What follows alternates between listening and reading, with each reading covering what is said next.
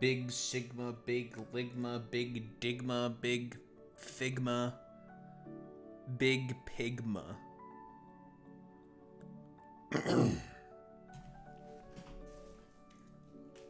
Attacked by Flemnation yet again.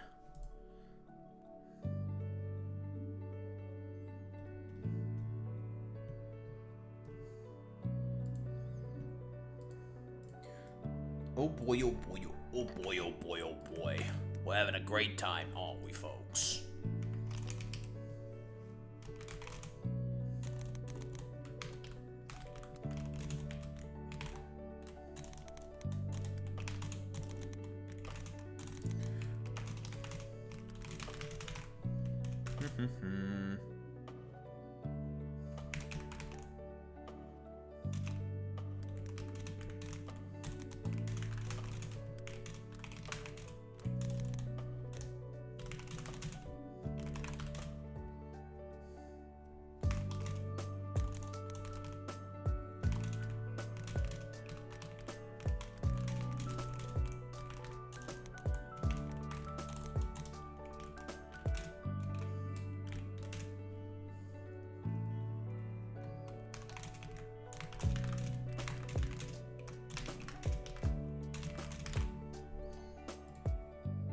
Boop, boop, boop.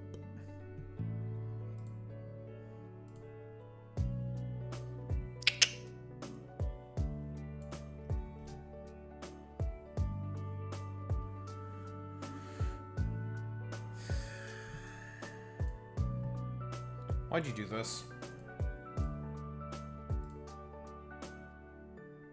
God damn it.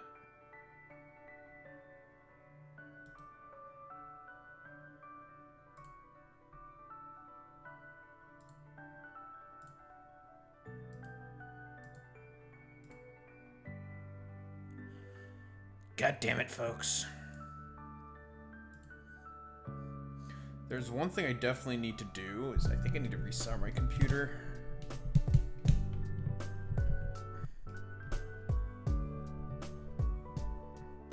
That's something I need to do. But I just have so many renderings and shit I have to keep doing. Yeah.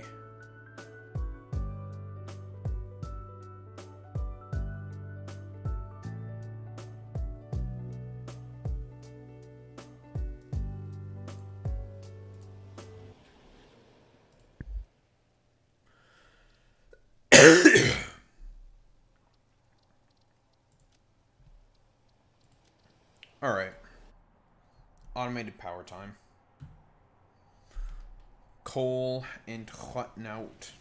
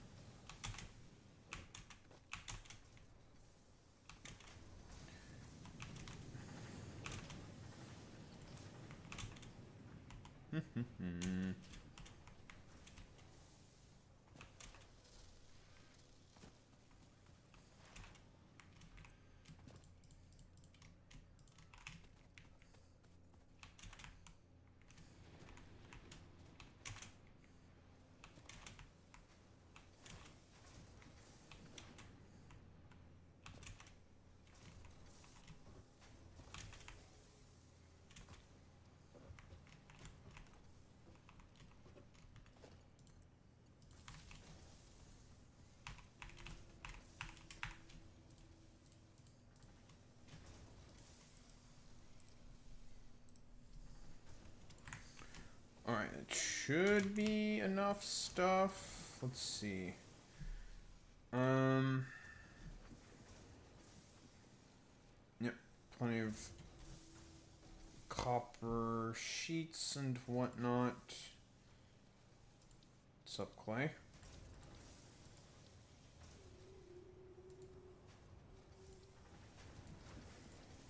Flip over to the concrete foundations. These just need 7 concrete, eh? Throughput. That's fine. That's fine.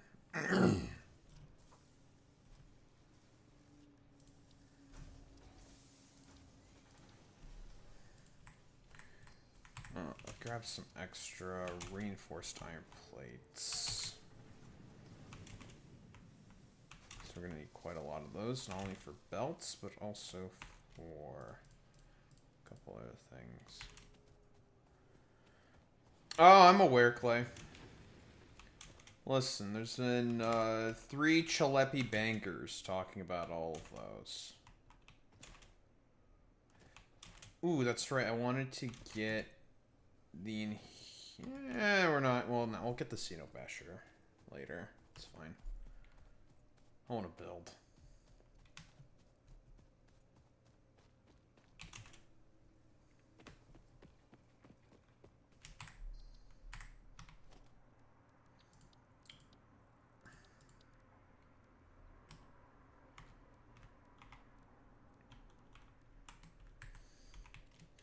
We'll get something rudimentary, and then we'll make it look nice and stuff later, I think. But I just need to get this thing working.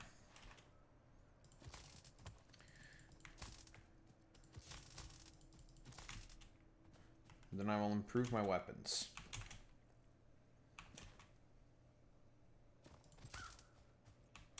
Fuck you, bird.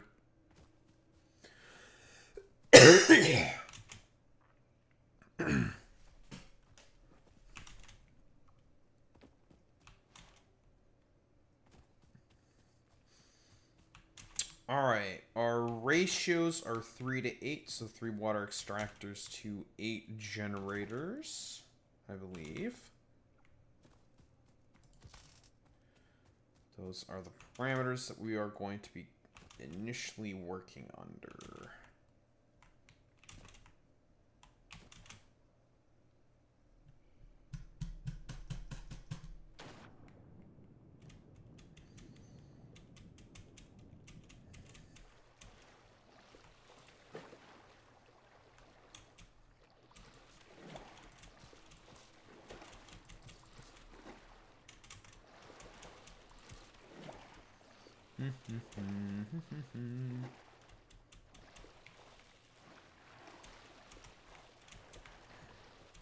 Okie dokie.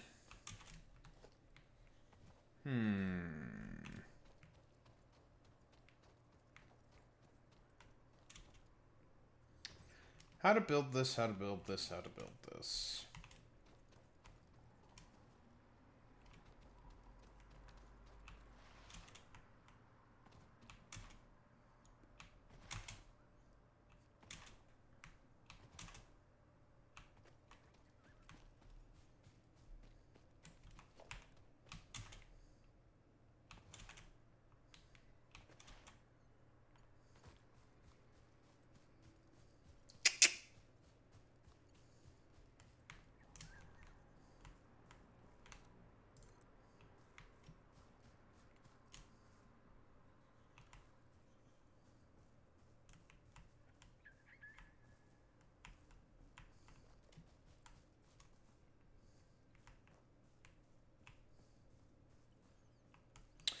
Honestly, I think all the people who don't say anything about that lawsuit deserve to lose their channel. I think More Pegasus should lose his channel. I think Sensitive Society should lose his channel. I think WestJet should lose his channel. All these motherfuckers. Pickles Eats Oreos should lose his channel. I don't really give much for shit. I mean, there has to be standards that are enforced, and these people pretend to be the enforcers of said standards. But when it comes time for those standards to be enforced, they immediately pussy out. Honestly, there has to be severe punishments. I don't care. These people don't deserve any grace or sympathy whatsoever. They are wholeheartedly willing to, and I said this also in a reply to Sensitive Society on Twitter.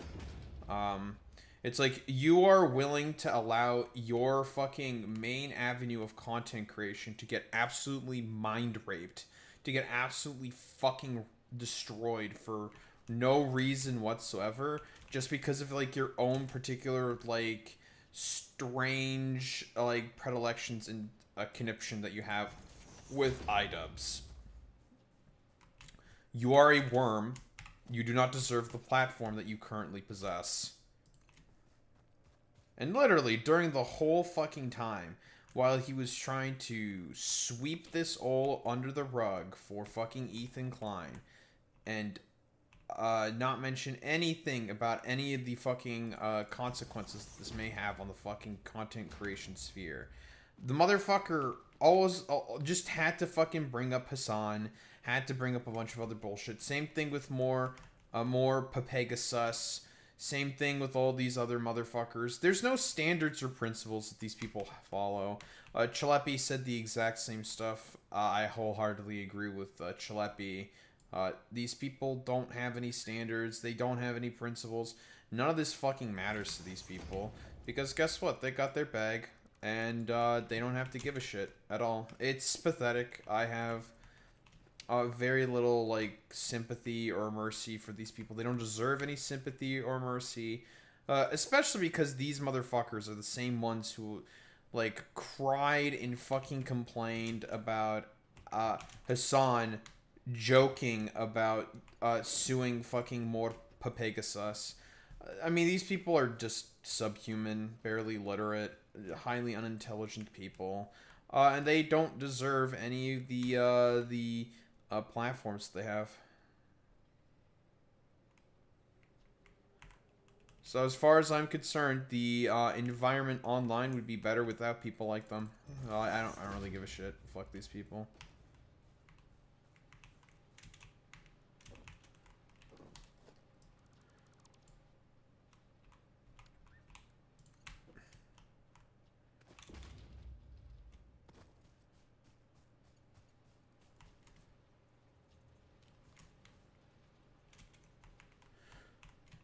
Who knows, Boy Meets Mini.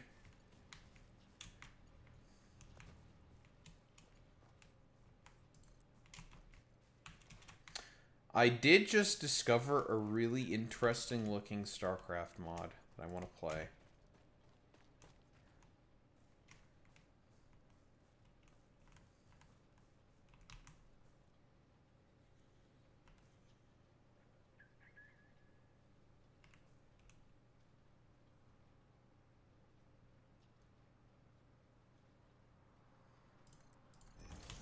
I don't like that you clip.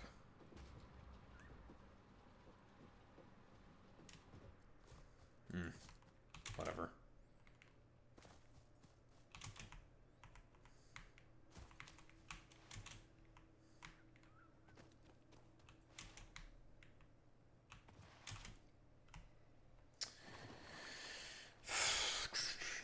All right.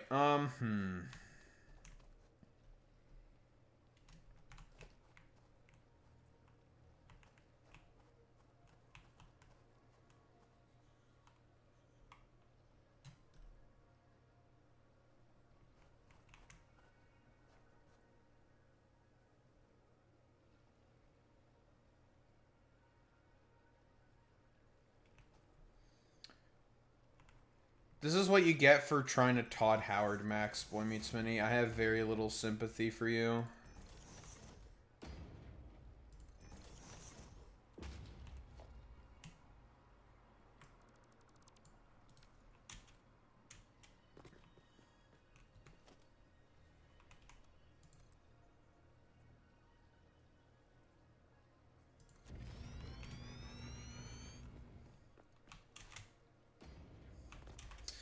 This goes far out as possible.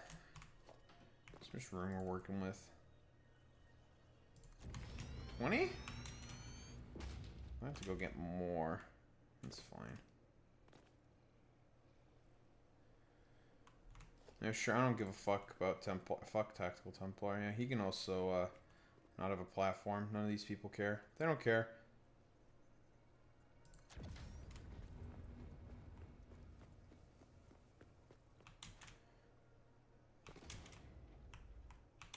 Alright, now I can start to model out the actual thing itself a little bit.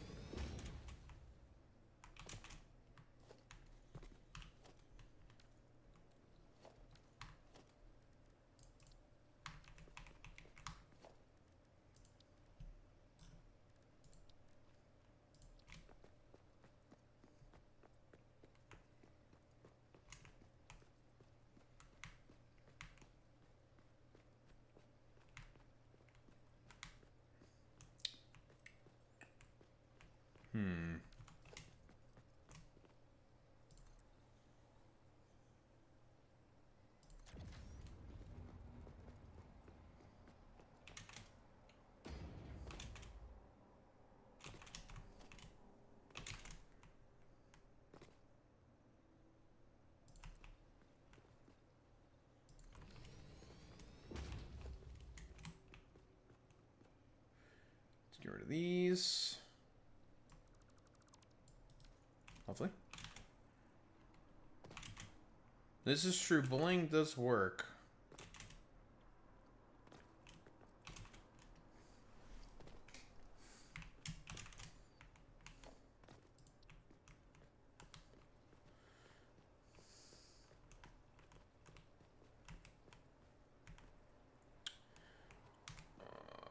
Give it a little extra space so we can put some walls up and everything.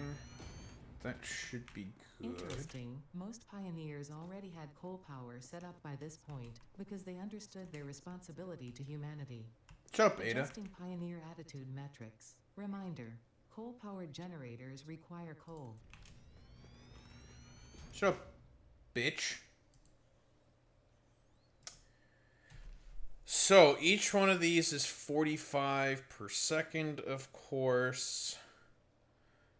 And I think each consumes 15 coal per second, I believe. So...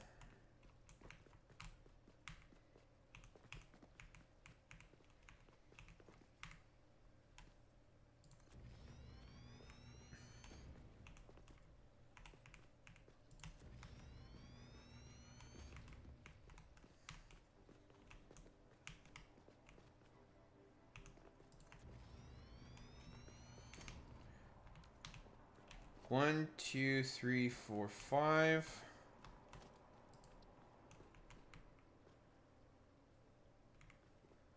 Six. 7.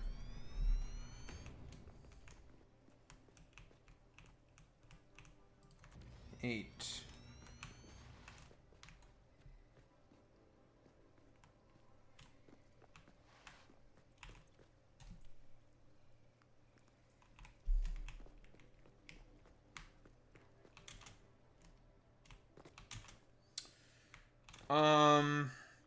Obviously I want this to be as level with the surface of the water as possible because of the fact that pumps and fluid mechanics in this game are pretty dog shit.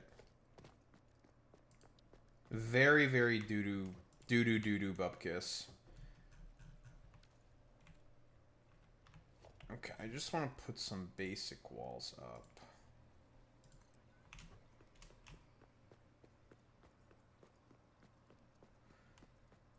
So I can run the pipe along the side of the walls.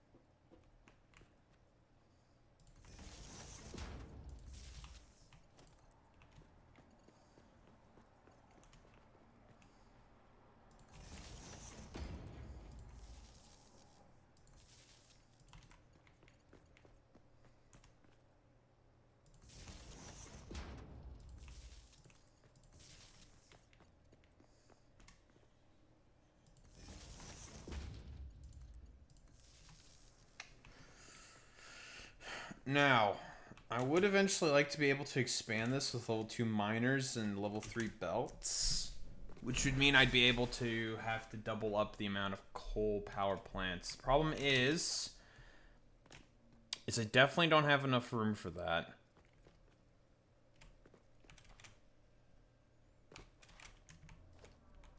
Right? Ain't no fucking way is that fitting. We can just test. I brought more than enough material with me.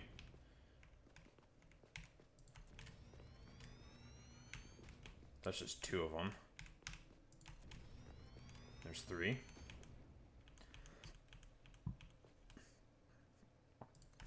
4.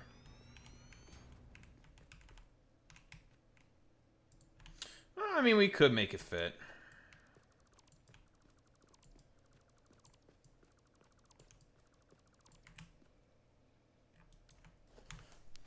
We don't need to do that, though.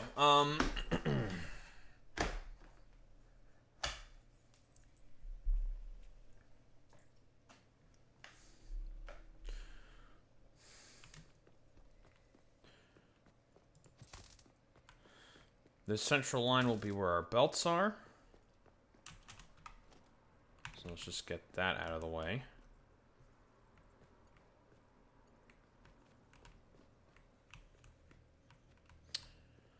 Remind me if I'm correct, Boy Meets Mini, but,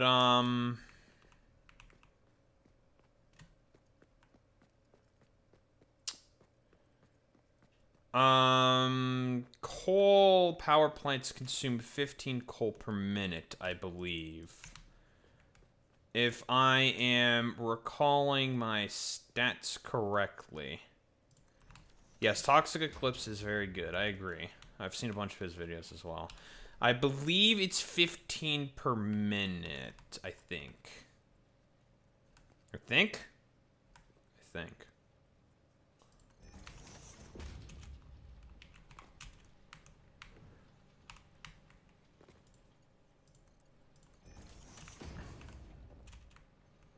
Yes, I was not wrong. Yes, it's each is 15 per minute. With each generator consuming 45 water per minute. Which is a ratio of 3 to 8. Normally, those would be 2 normal nodes, so that'd be 60 per minute there. We would need both of these nodes to power up this entire power plant. However, we don't. Because I finangled with the settings. Also planning on having our steel set up here, the initial steel set up at the very least here, because we still have those 2 other coal nodes. And there are some convenient iron nodes in this location.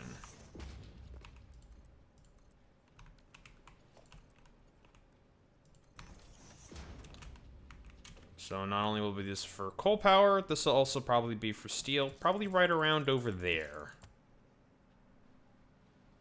So that'll get the job done. So we'll be obviously back here. Yak.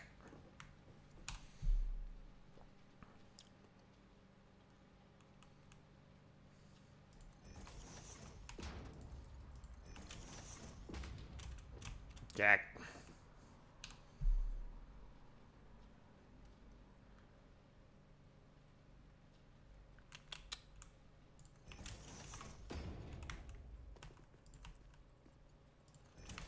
I think they did a big overhaul of all of the lighting and everything. Boy Meets Me. I think they did.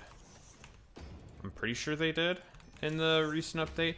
I mean, we have environmental sort of shit going on now. Like, for example, it's raining, so you can see the splishy splashes on my helmet.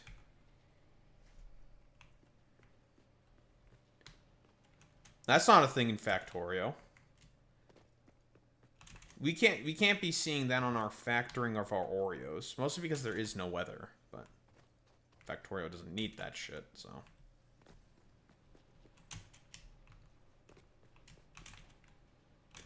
They didn't want to do that.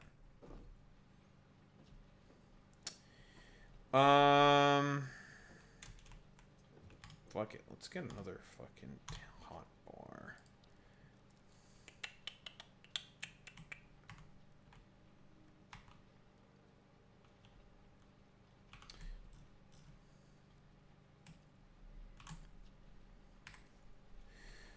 Shoo.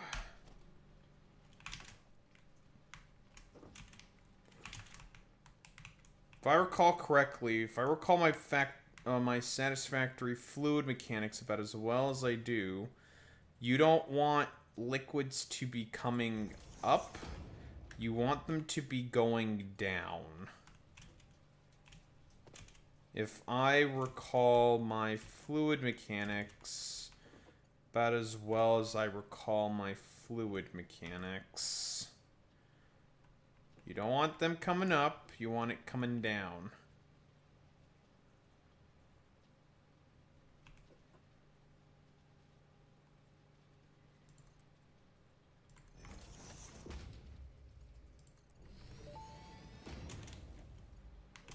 Fixit pipelines can contain any fluid, including the water necessary for coal-powered generators. Thank you, Ada. Note, water does not flow upwards by itself.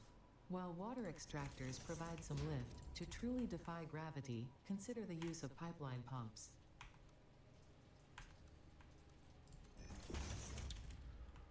I guess I could do something like that. Let's do maybe a little bit of this. But like, I don't think you're gonna like that very much. Well, first off, that's not straight. I think what I did previously was significantly better. Yeah, that's what I thought. Or unless we could do some weird fuck shit. Nah, that's not gonna work.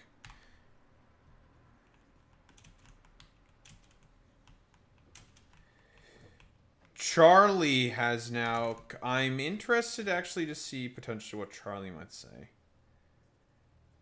Knowing Charlie, he's probably not going to be a fan of this. Because he also gets affected by this shit as well. If I know anything about Charlie. Or at the very least, he should have a problem with this. That would make sense. Okay, I think this is effective, Boy Meets Mini. You always want the water to be falling down, not coming up. So that, I think, is good. I always hated fluid mechanics in this fucking game. They've always been a shit show. We may have to do the fluid buffer trick to make sure flow... throughput, rather, is okay as well.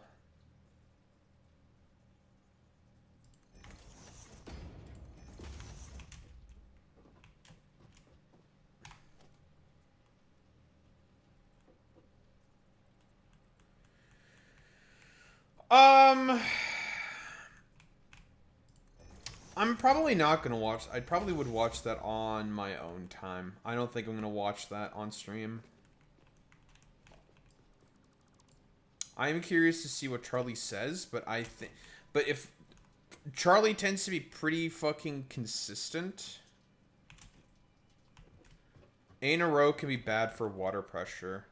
Yeah, but the problem is I'm gonna have another 8 in a row like this.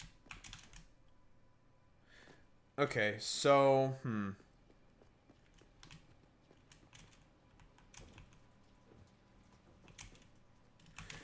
Okay, if we're doing it that way, then what? So this would be... If we're doing 4 and 4, then... No, I could still make it work with 4 and 4. No, I can make it 4 and 4, actually. We can make a slight change in the plans. What? So, 1, 2, 3, 4.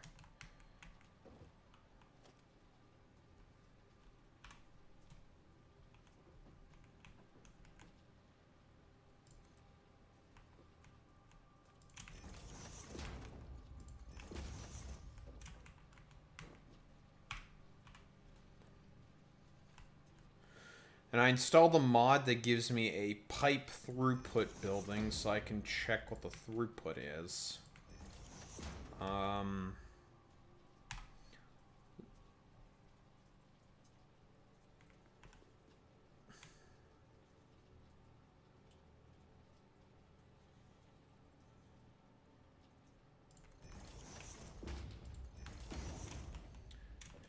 Okay, I think this should be good enough. We just cut that and cut that.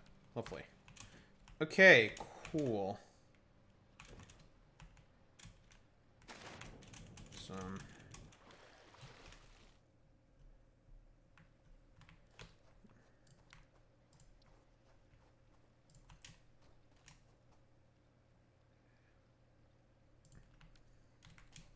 Yeah, I don't have the fucking pipeline hole, so we can't use that quite yet. That's a later problem then.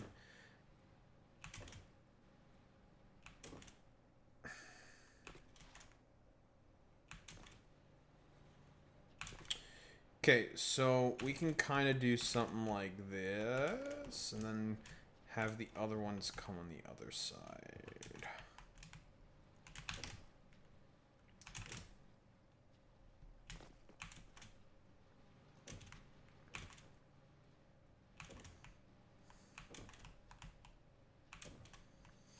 You know, it's be so easy if this was like, because I'm like factorial braining right now. It's like, man, I could just copy and paste this and just like do it again.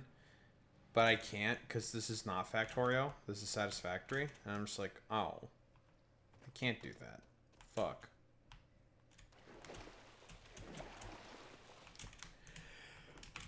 Oh, fuck. Can't do that. Son of a bitch.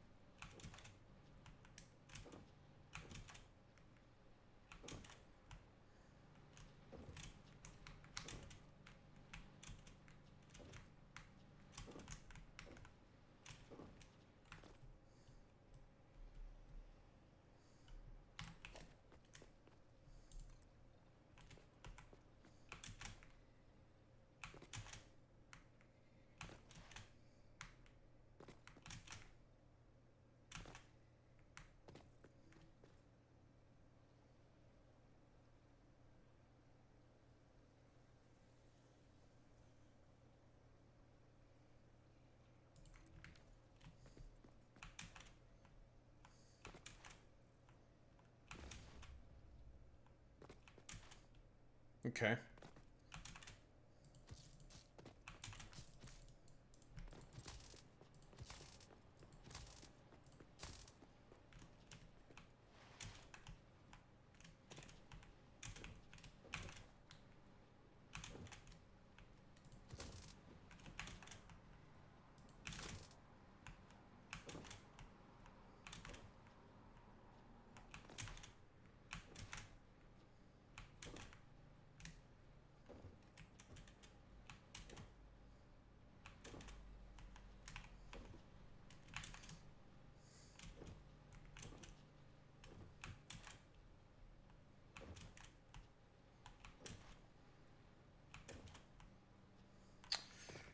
Trying to think, how could I potentially adapt this design?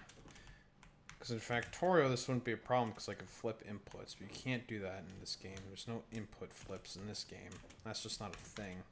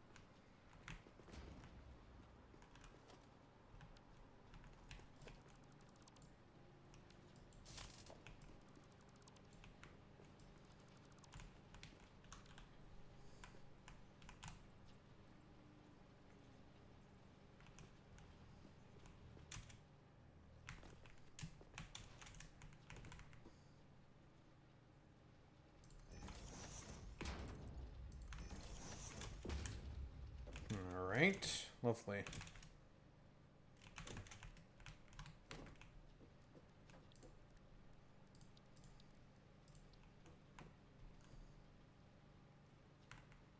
Gag.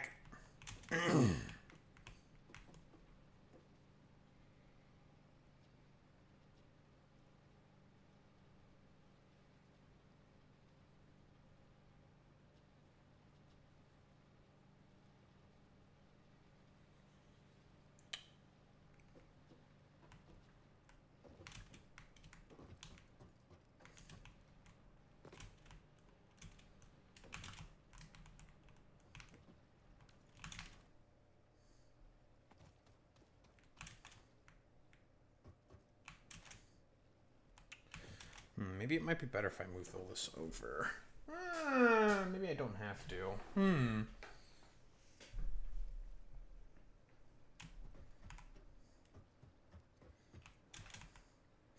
shouldn't have to.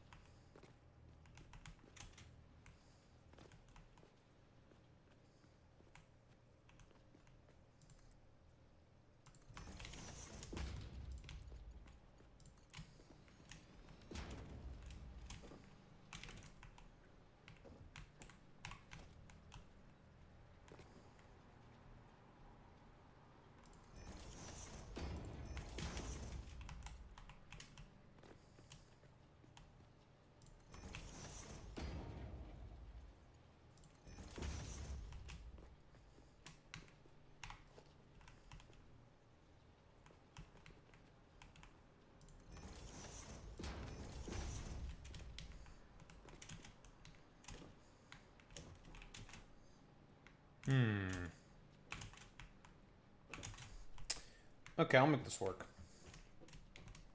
I will. I'll lock in.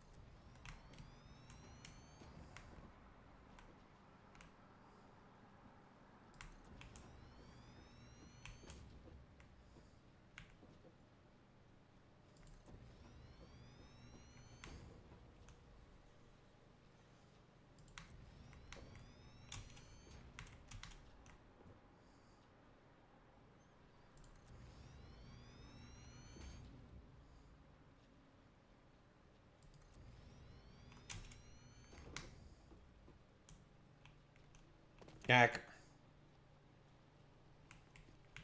Ah.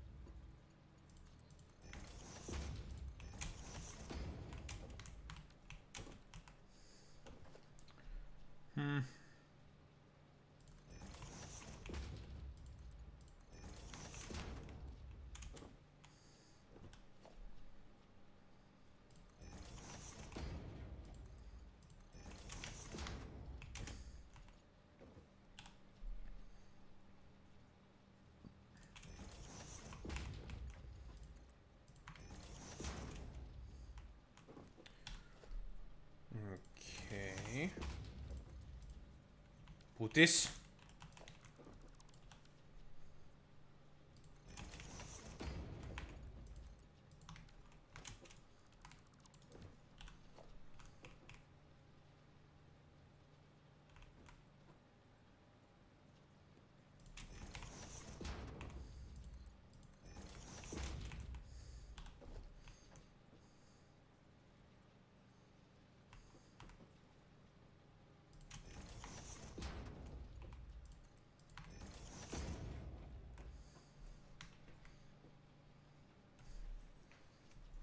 Okay, that should do the trick, I think.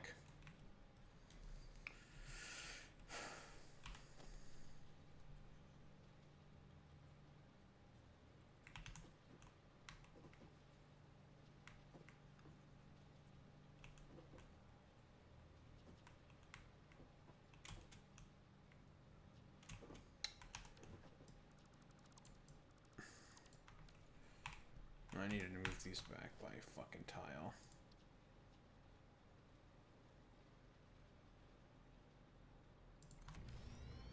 There we go.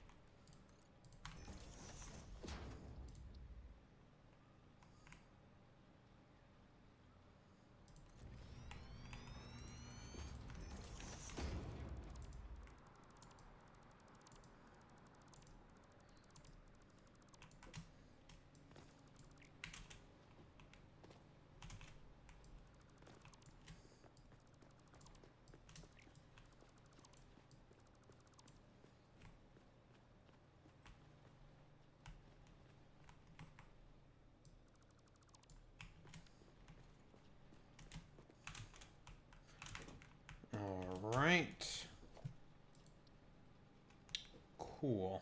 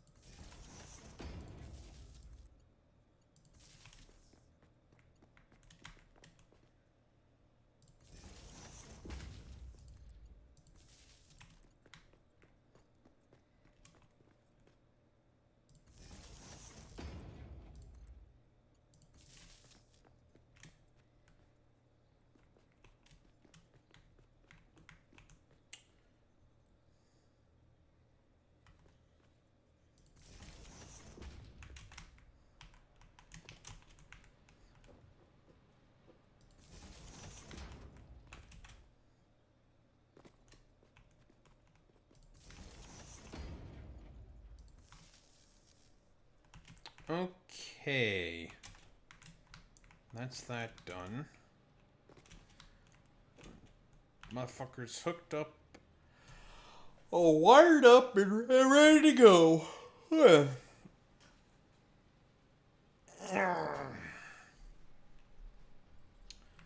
Pipe time.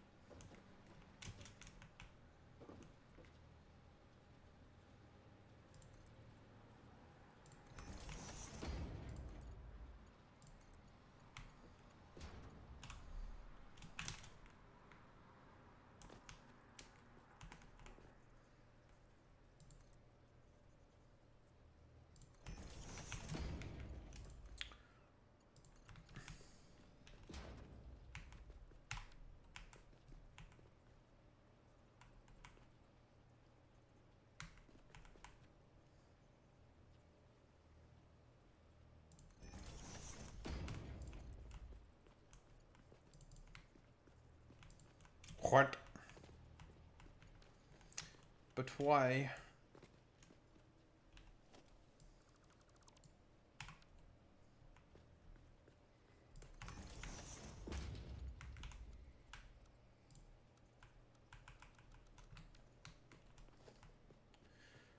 These shitter's too close. That's cringe.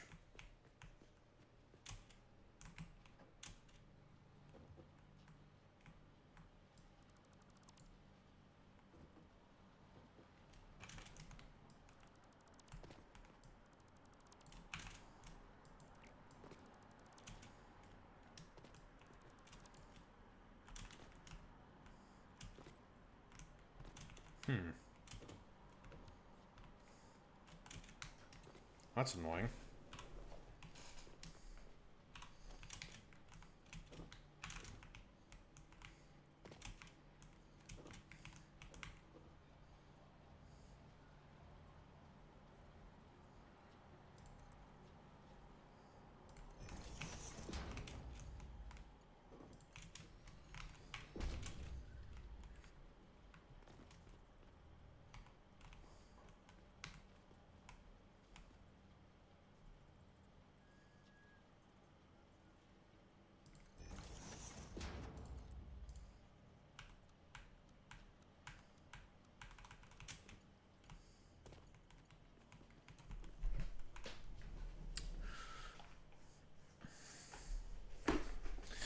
Oh, God damn it.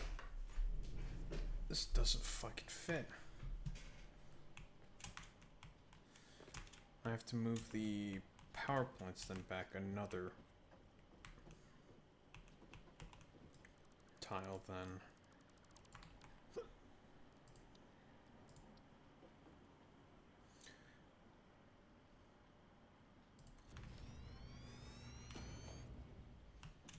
Now it should work. There we go.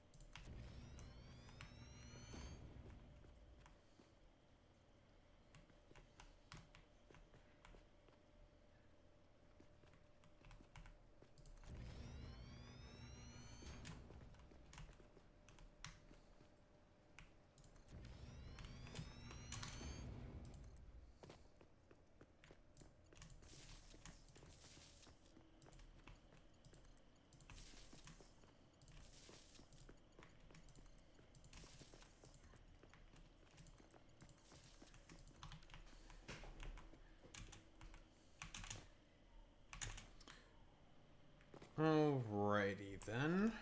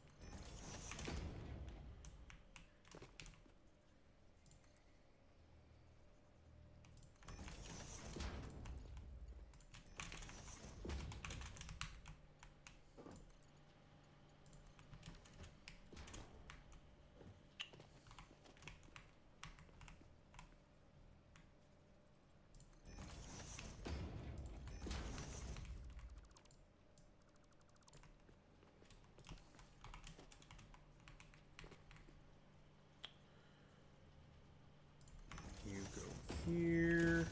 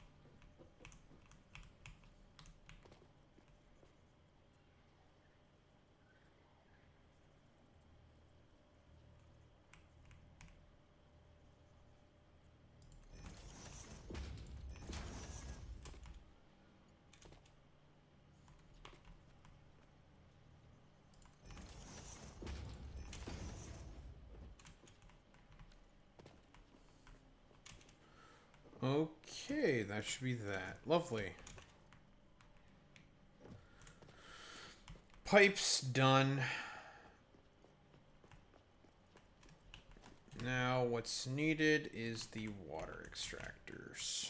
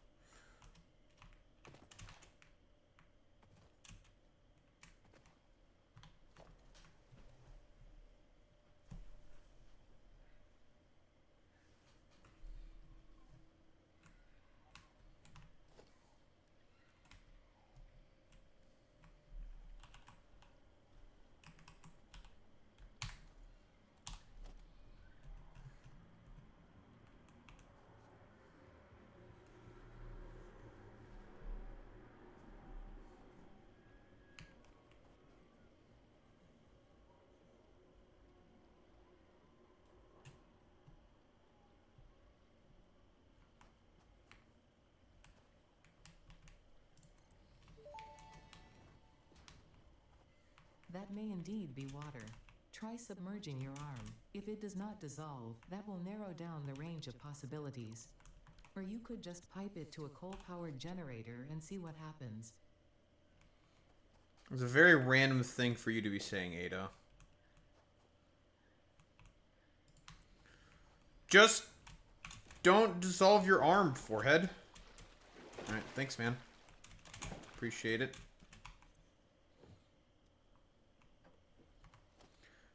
What's the flow rate for this dumbass shit?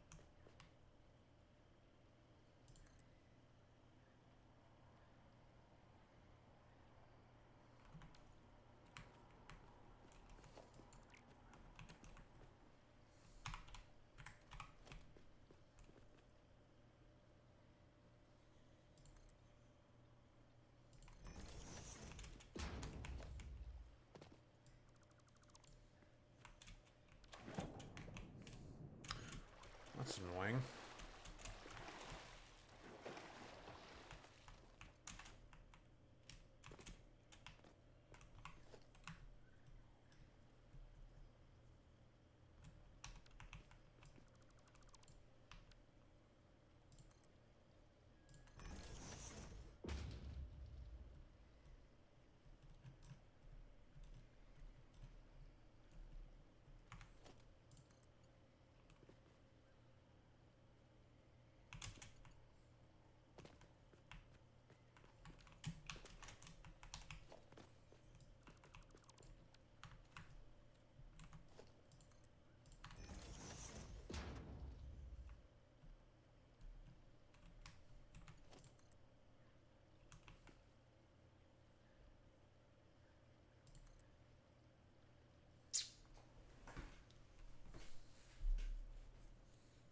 That's a little annoying.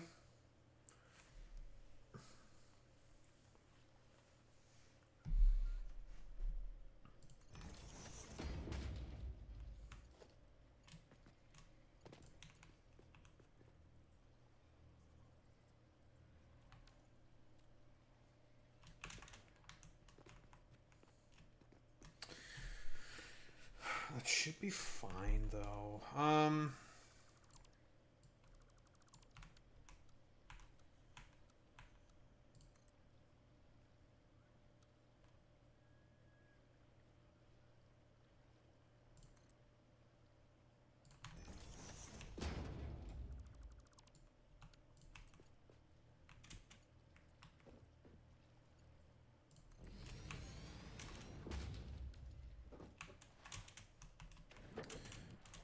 Okay, I have to get the shit that lets me attach shit to the wall.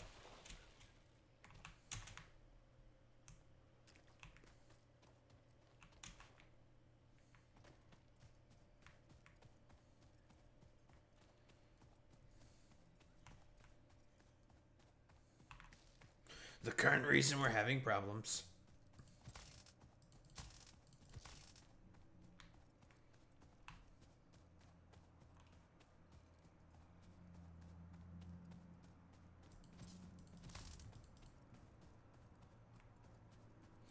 But soon, inshallah, we will be done soon, brothers. Soon. Very soon.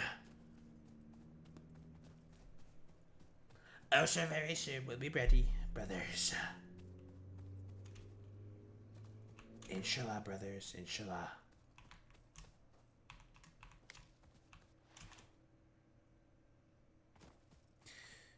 In the great words of the Prophet Muhammad, soon we will be bathed in the light of Allah.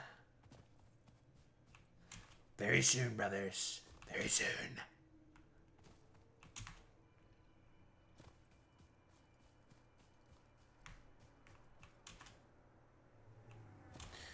Boy Meets Mini will soon know about the light of Allah, folks. He will. He will very soon. And soon, everyone will be bathed in his light. And it'll be beautiful.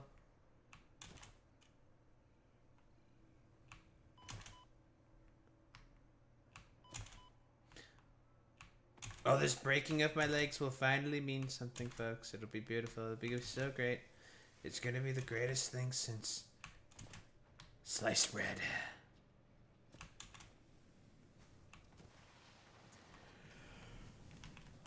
Hmm.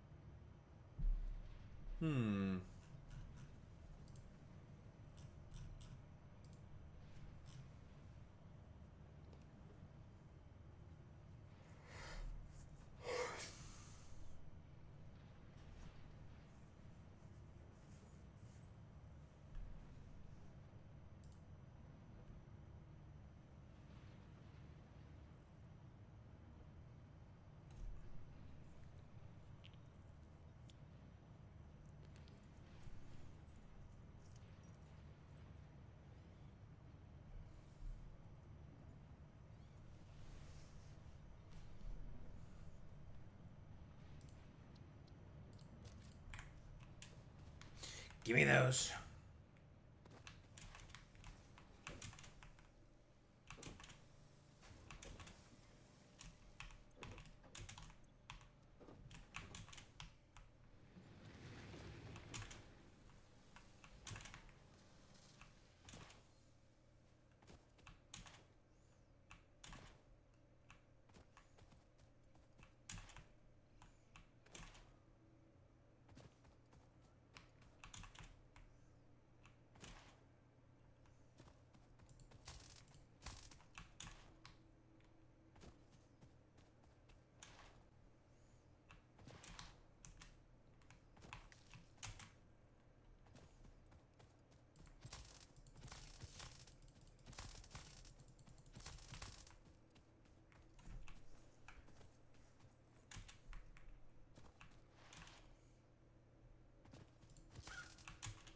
Fuck you, bird. Goofy bird. Why are you just sitting there with your mouth open? It doesn't make any sense to me. I don't get it.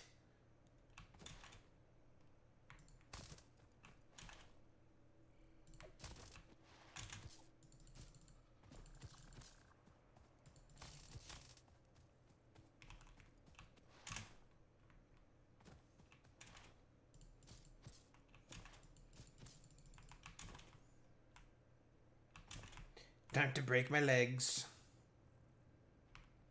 Just kidding.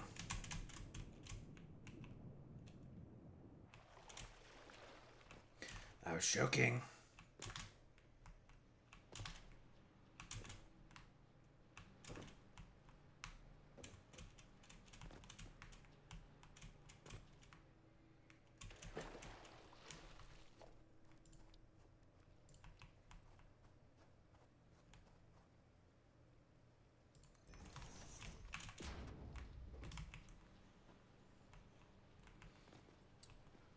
Look at how smart I am. Look at me perfectly aligning the whole walls without even knowing it. God, I'm so smart. God, why am I such a fucking genius? Why is my brain so fucking massive? Holy shit, dude. God, my brain is big.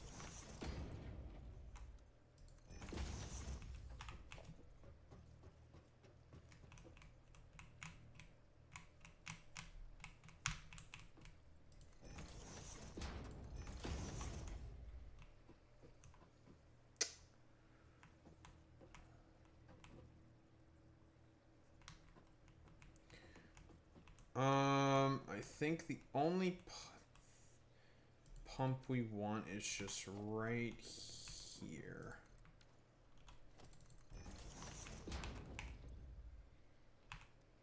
$300 per cubic meters.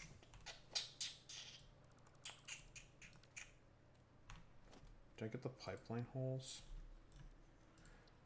Jeez.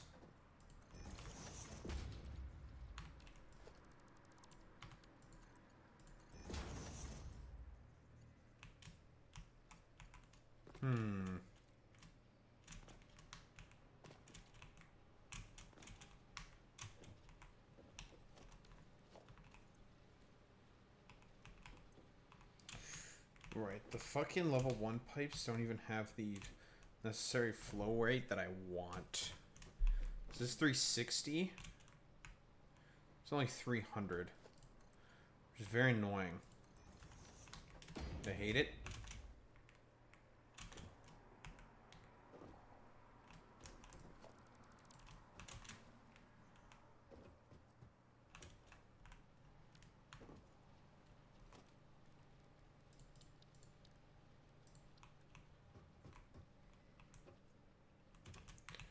It's very cringe and liberal, like Boy Meets Minnie. Who's a very cringe liberal.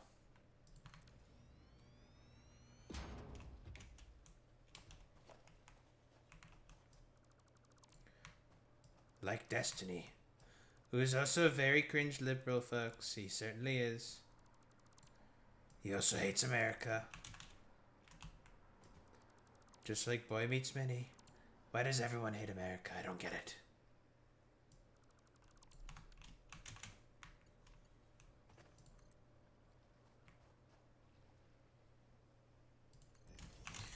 Tell me, Boy Meets Minnie, why do you hate America so much? Just why?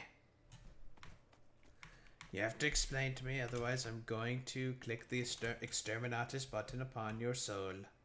I'll do it. I will. And there'll be nothing you can do about it. Why do you hate America, Boy Meets Minnie? Why do you agree with Jeremiah Wright, who said, "Motherfuck America"? Kinda cringe. Who on earth would say something so cringe?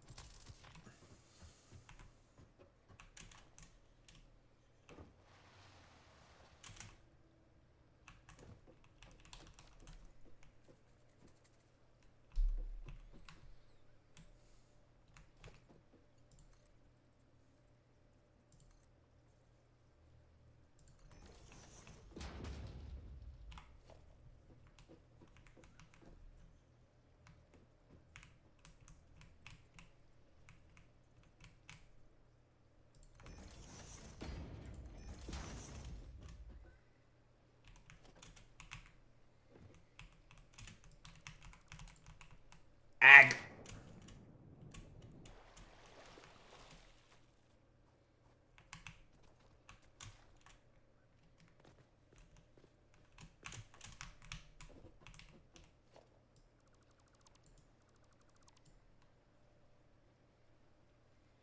The fuck?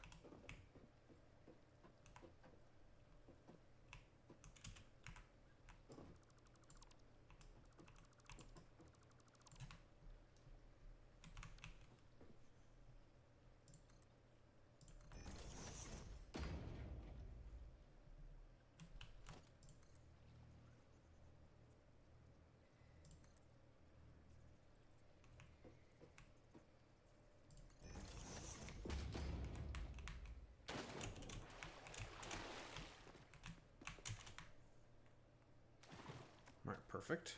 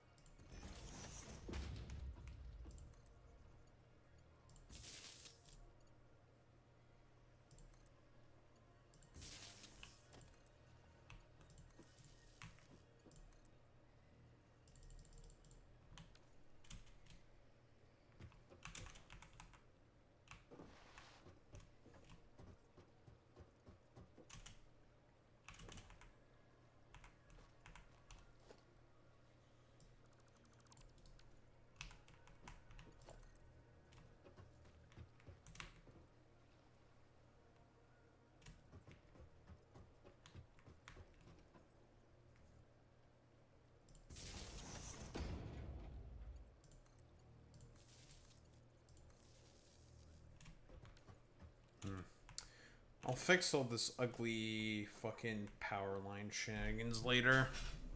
Because they do look very ugly for the time being. But the ugliness will be fixed later. Once I have more infrastructurally a little bit. We'll just have to cope with the fact that they do look like this for the time being.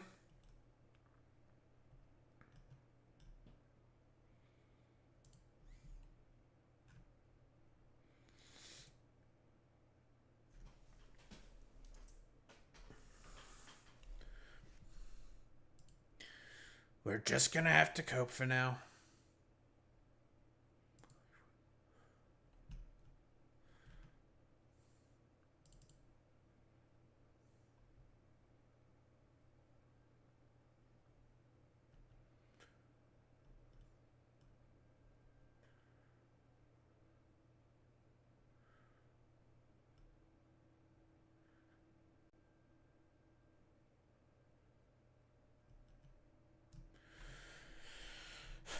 More Pegasus announces the end and rebrand of his legendary series. Hilarious.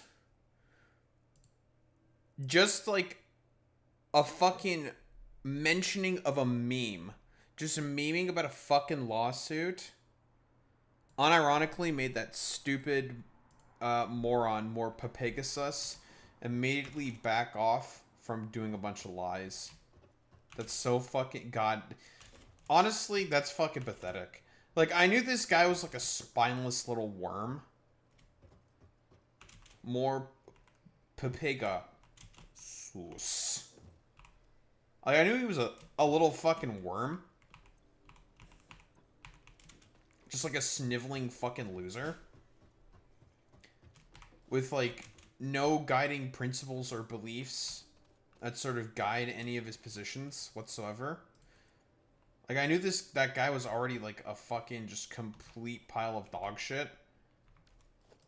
But just one fucking threat. Not even a threat.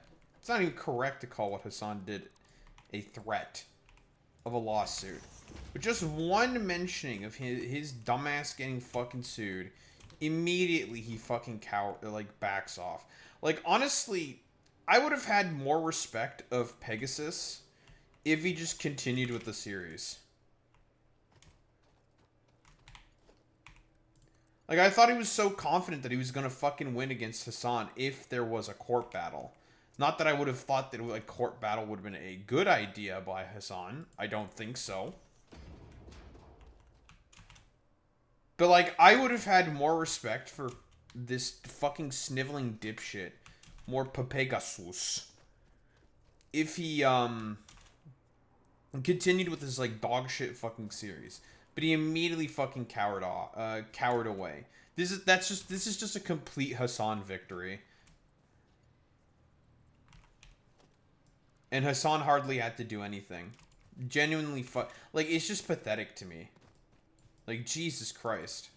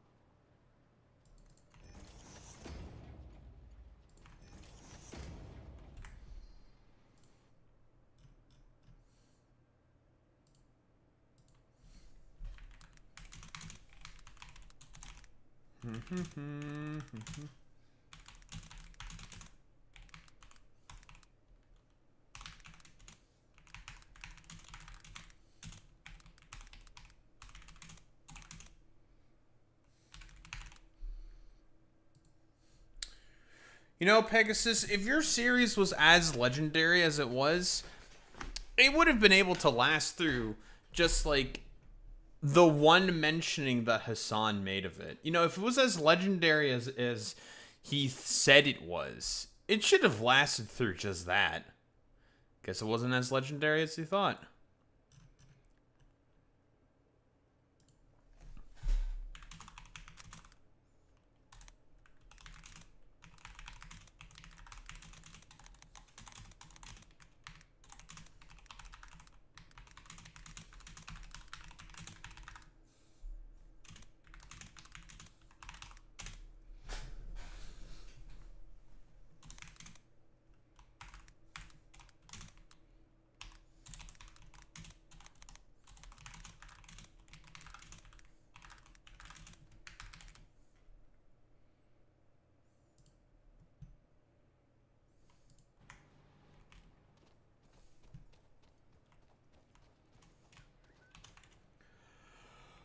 Oh, man.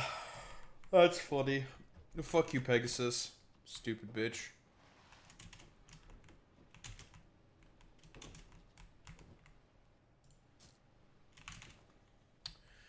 Alright, let's get one half of this shitter turned on. Let's get 3 biomass burners.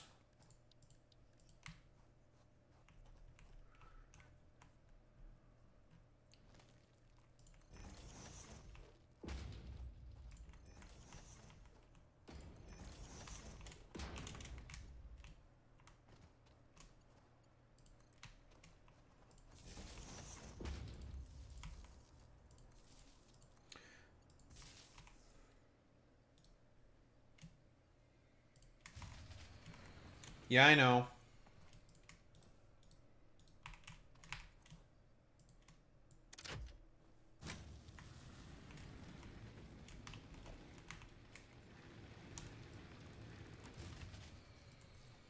Yeah, I know.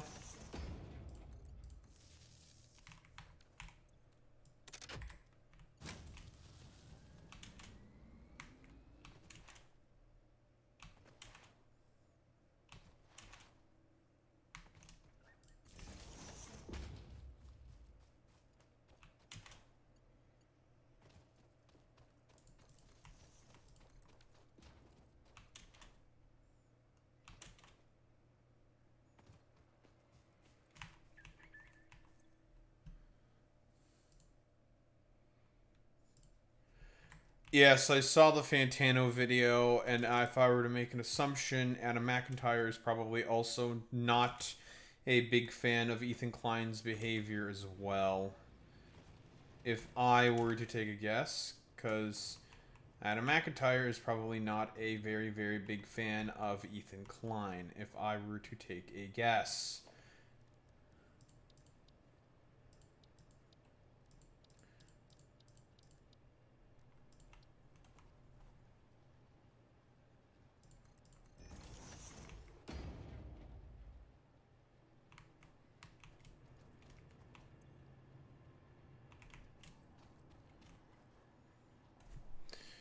And we now have a pipe throughput shitter. Throughput's good. Obviously, it's not ideal, but then again, we're limited by our pipes. I think we're good. I think we're good. Should be fine.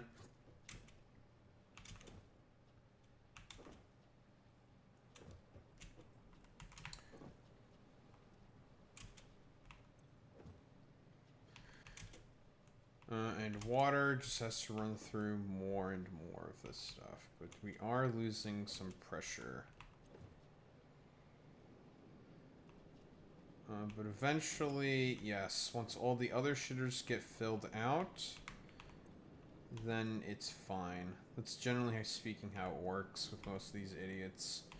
Once all the other shitters get filled out, then it's all good.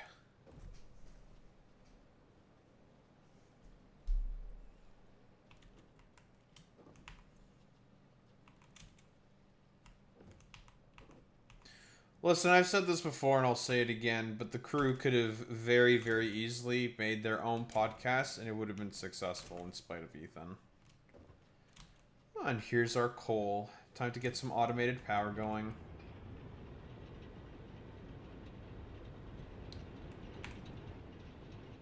Lovely.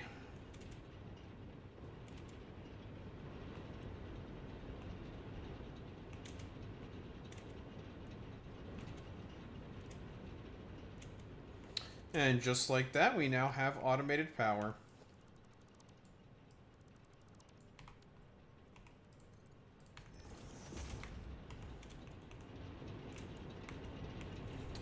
Nice and coal-fired power. Obviously, as the manifolds fill out, it's going to fluctuate. But eventually, it should stay consistent. Eventually. You'll just need to fill out the manifolds. But for all intents and purposes, we can now get rid of these here biomass burners. They are unnecessary now. Bye-bye. Bye-bye. Bye-bye.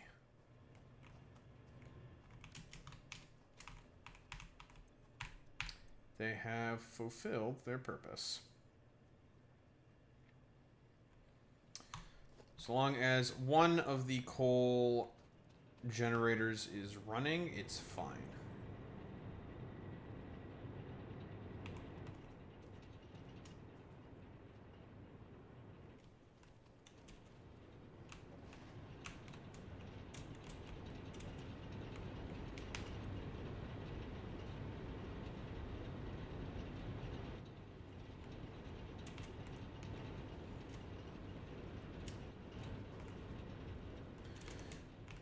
So that's all fine and dandy. Lovely.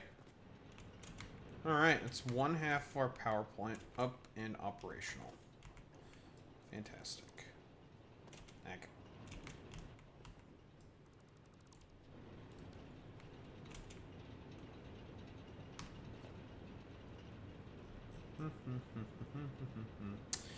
Pipeline wall hole.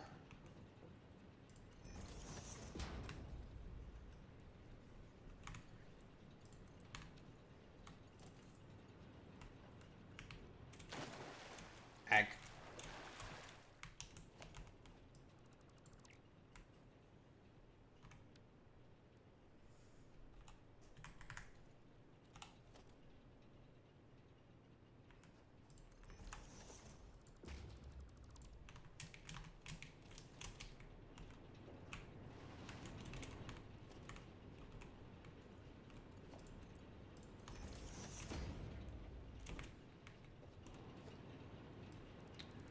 I want to fix that.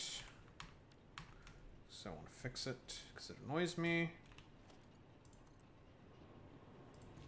Put it up there instead. And you go. You go here.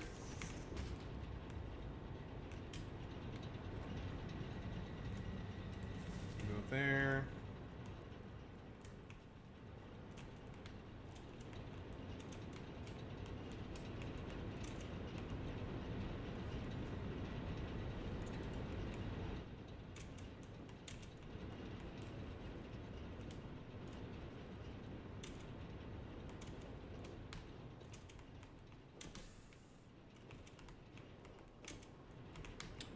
Cool. Now, to get the other one working.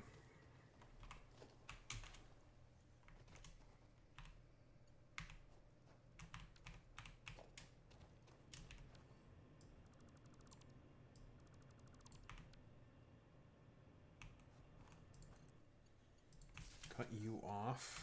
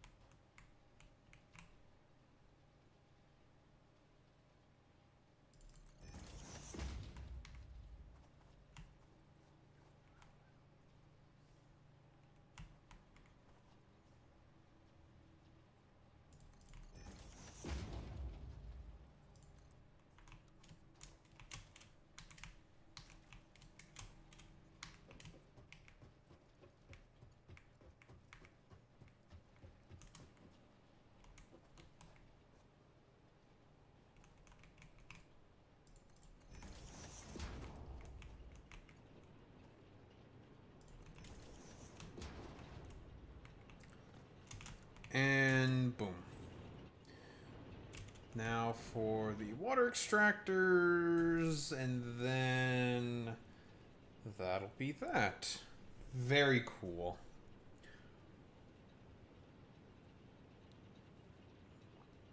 And we'll have automated power. And should everything be going at full operation, this will be a solid 1200 megawatts.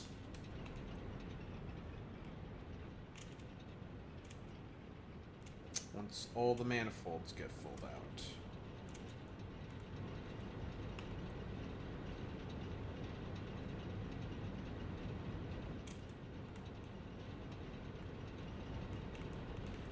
Which will happen eventually.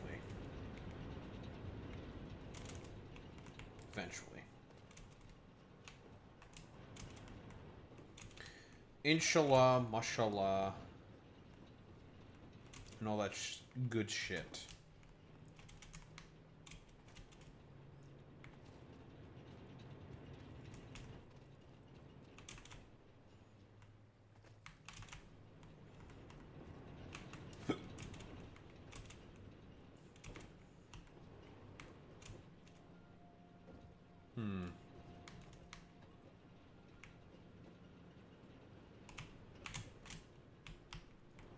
What?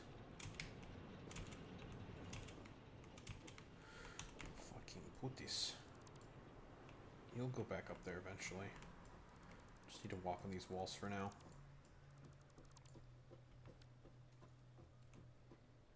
Okay.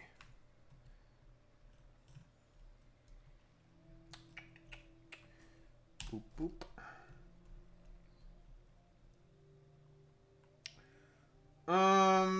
Build it out or build it on the side?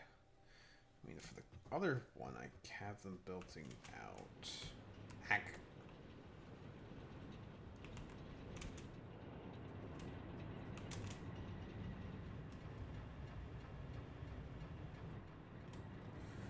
Let's do the same thing, I guess.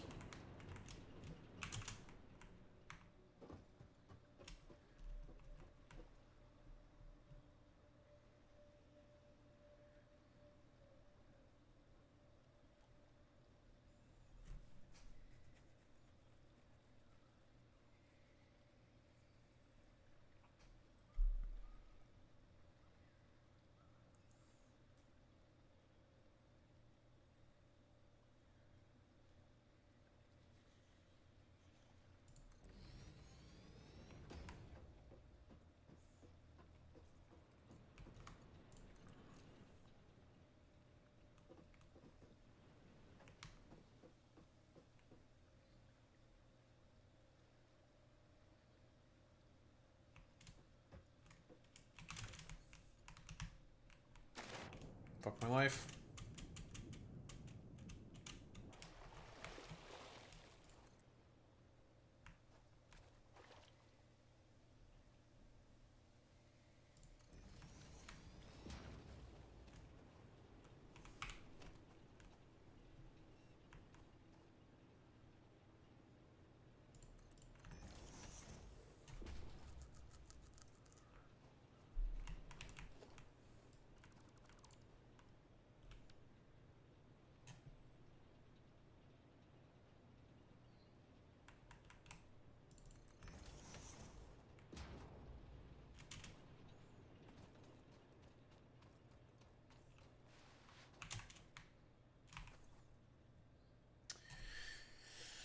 Okay, eventually you will sort yourself out. Eventually.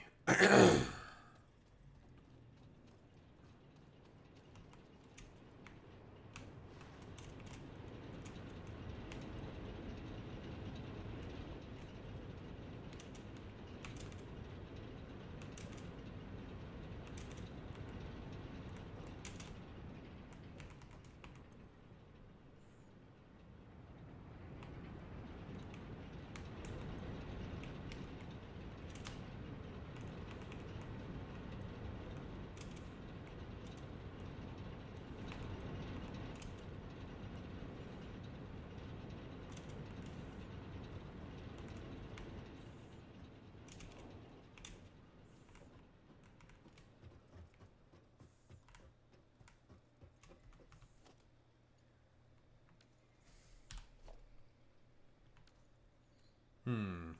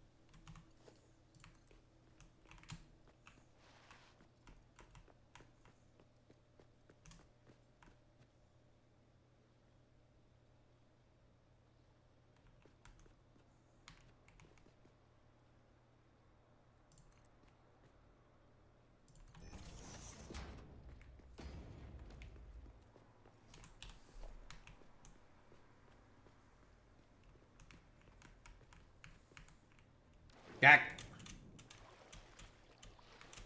Alright.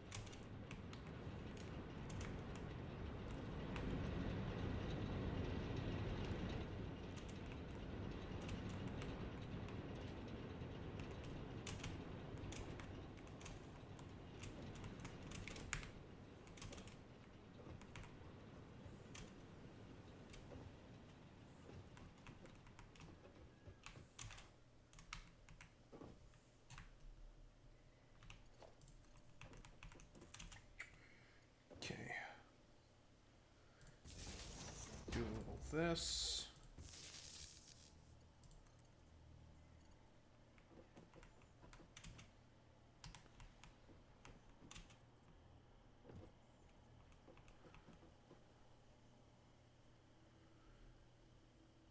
I will have to come back here once we do have steel beams and some other stuff to try to make the wires not look like shit. But for the time being, this will do for now.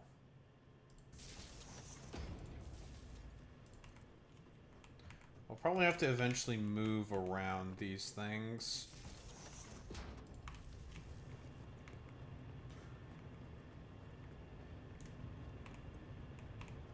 And just like that.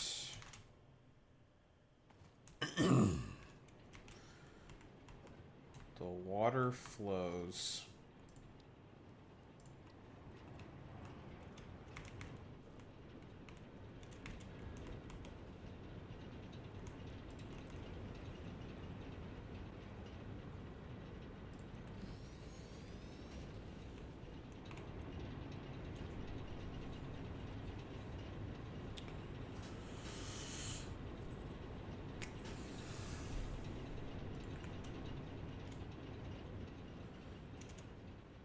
No more fucking semi-automated power where I have to feed in a bunch of fucking biomass and shit.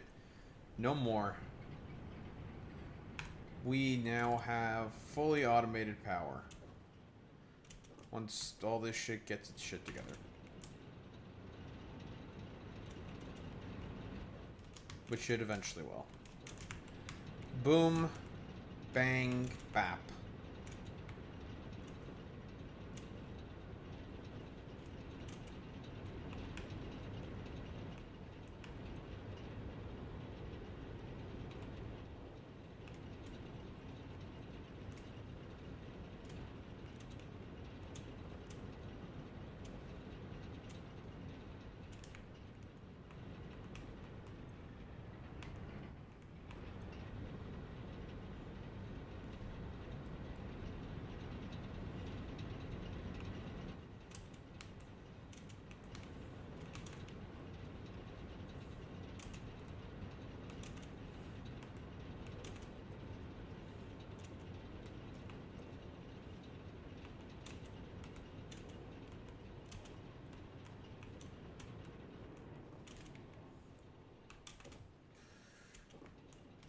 But I think we can say pretty comfortably that this is a job well done.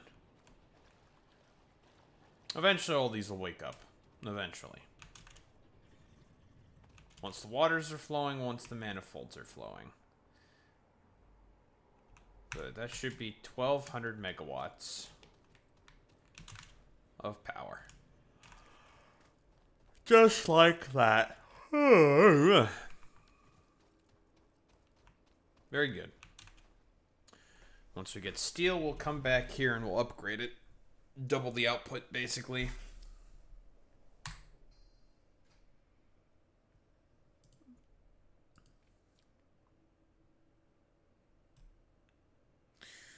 We'll double the output, and it'll be great.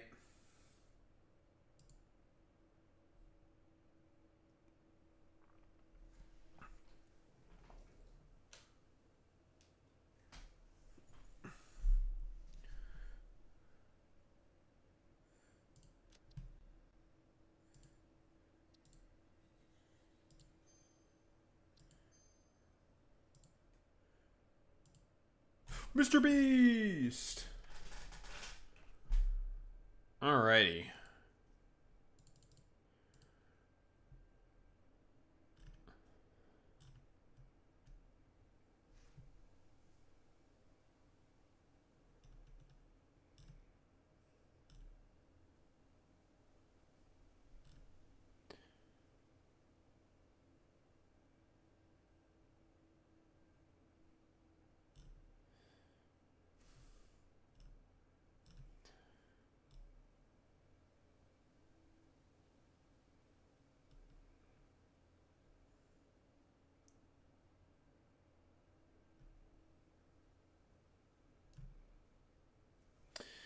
But yeah, it seems like the thing that's RKO, pretty much putting the proverbial nail on the head, is probably going to be the Charlie video. Because I'm seeing a lot of the commentary people saying, like, fuck this shit, it's stupid, I hate these people.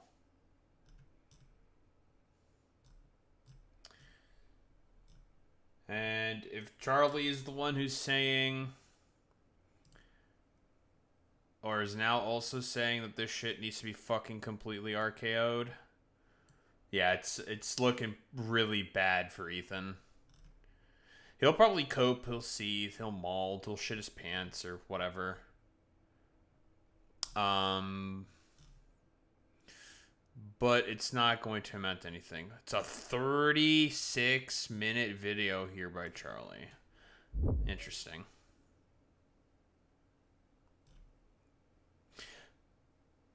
Still probably not going to go through it.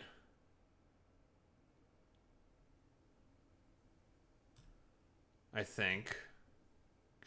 Because Ethan's just going to say, or rather, Charlie's probably going to say a lot of the same stuff that most of the other people are saying. So I don't think there's really much of a point of me going through it as well. I'm probably not going to have much disagreement whatsoever. Like, maybe on, like, minutia, mostly. But that's whatever. Who cares? I think this is probably going to be the beginning of the end for Ethan Klein.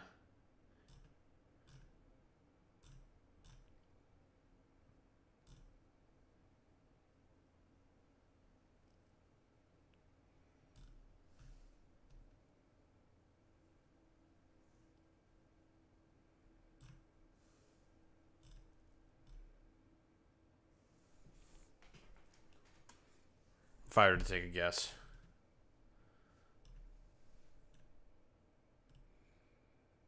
I mean, if Charlie is saying that Ethan Klein is becoming the Nintendo of YouTubers, he is extremely litigious, that's already not good for Ethan. That's a really, really, really bad look there for Ethan. Deserved, of course. Not that I disagree at all with what Charlie is saying here. I agree completely with what he's saying. He's correct in his assessment of saying that Ethan Klein is the Nintendo of YouTubers. He's correct in that. Absolutely. Without a shadow of a doubt. It's I'm mostly saying this as like from the optics perspective. Optically speaking, that's like rancid for Ethan. Wretched optics.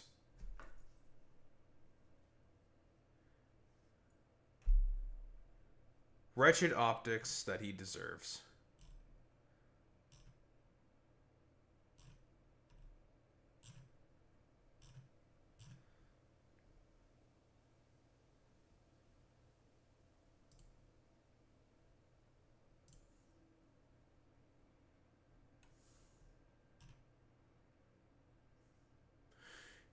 Yeah, Critical condemns the latest lawsuit against iDubbbz and claims this is against all rules online. Yep. That's not good. Not good.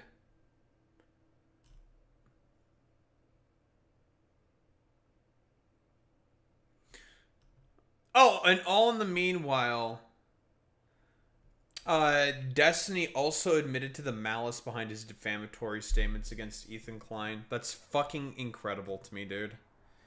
Destiny admits to his fucking goddamn malice, yet iDubbbz gets sued for it. In-fucking credible, man.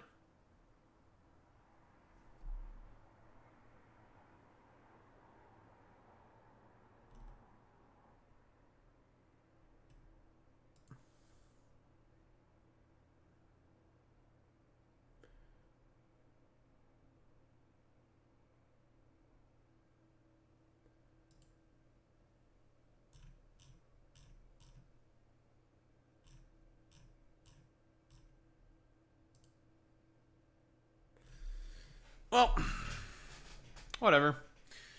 Alright. Where is my other tab?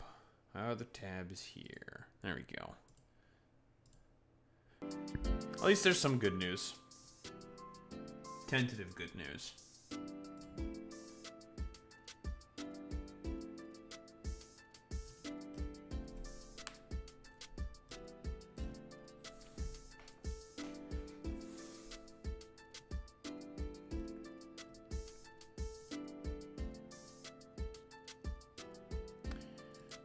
Alright, I'm gonna grab some water. I'm gonna stretch my legs. I'm gonna go to the bathroom.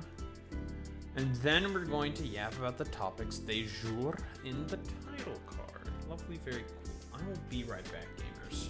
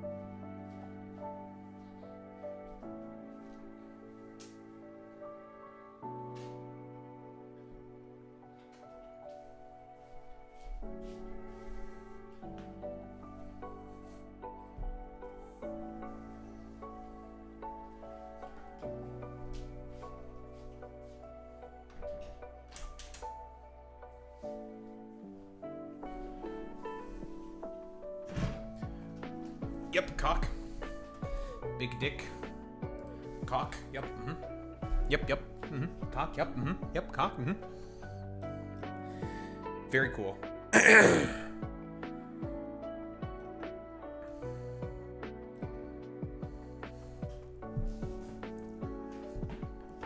New York already broke the Trump curse. Let's go.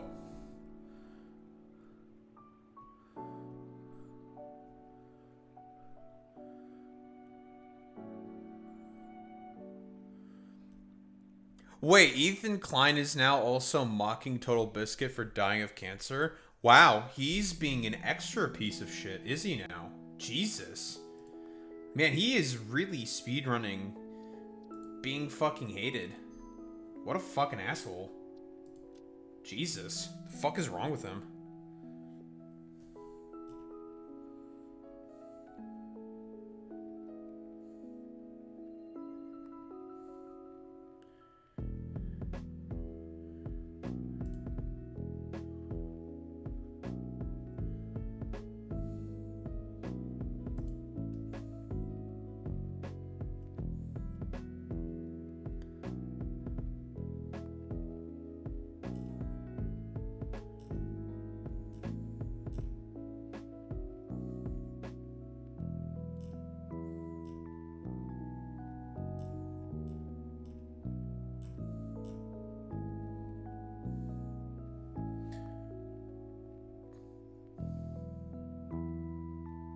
Oh, it was a comeback that the Knicks got in Game 4. Huh.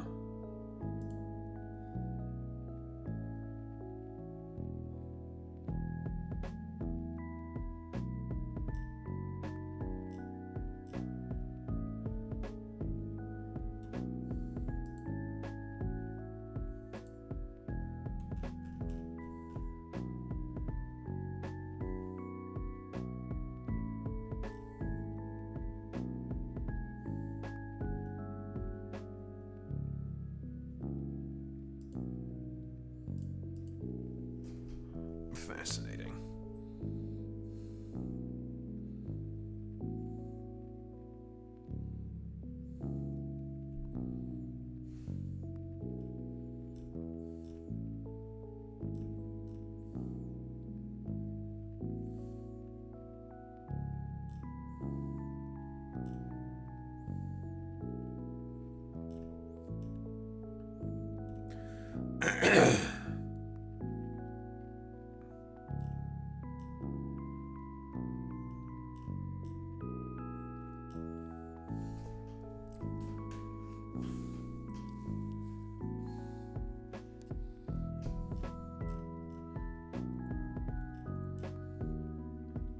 I wouldn't expect anything less, Boy Meets Mini.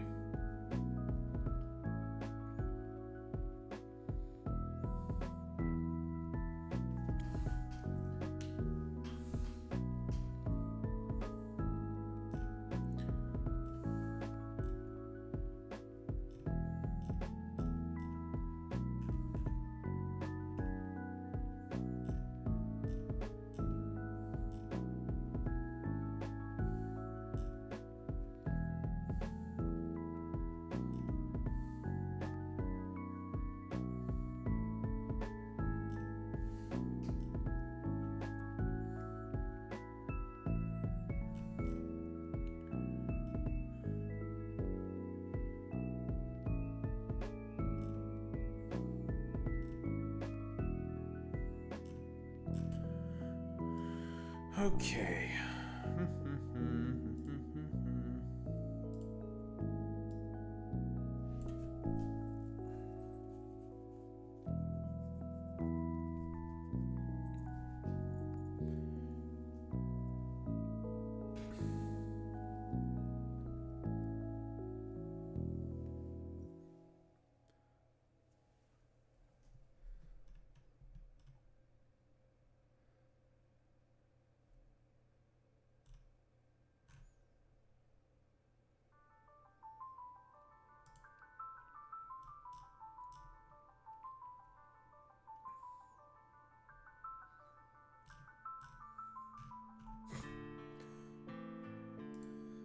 Wait, fucking the Pope did 6-7 again? He would do 6-7 again. He's fully Zoomerfied. It's over. He's a Zoomer. He's a Gen Alpha memer. It's so over. That's crazy. That's so fucking stupid, man.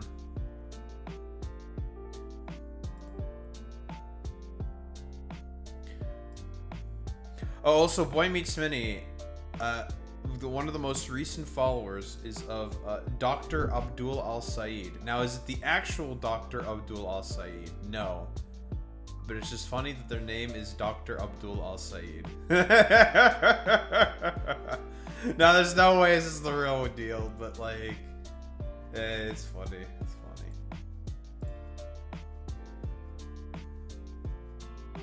Yeah, it even says on there about...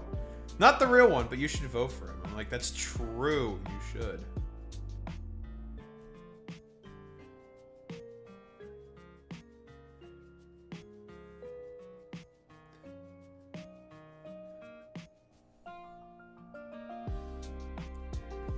Epic.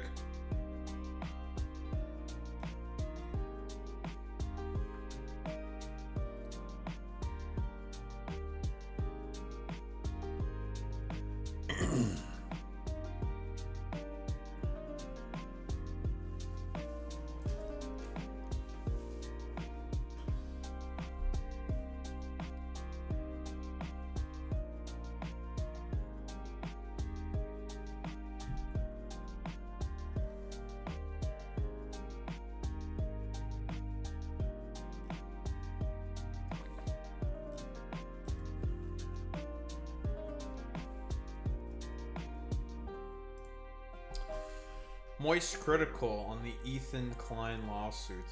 This is genuinely a threat across the board to the entire space that will stifle voices. Okay.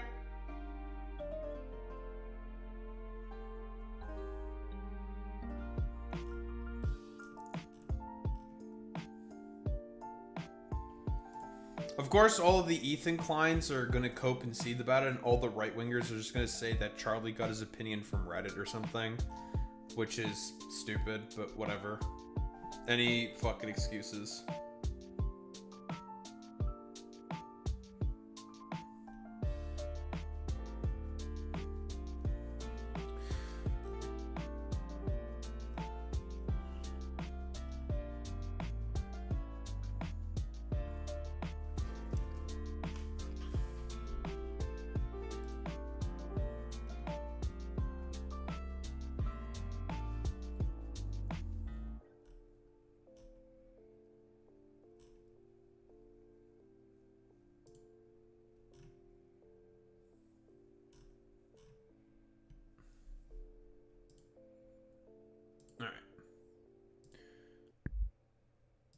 Shut up.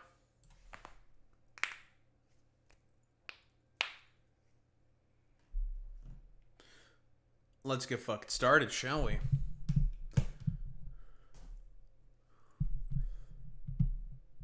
Oh man, guys, it looks like we're back at war in Iran.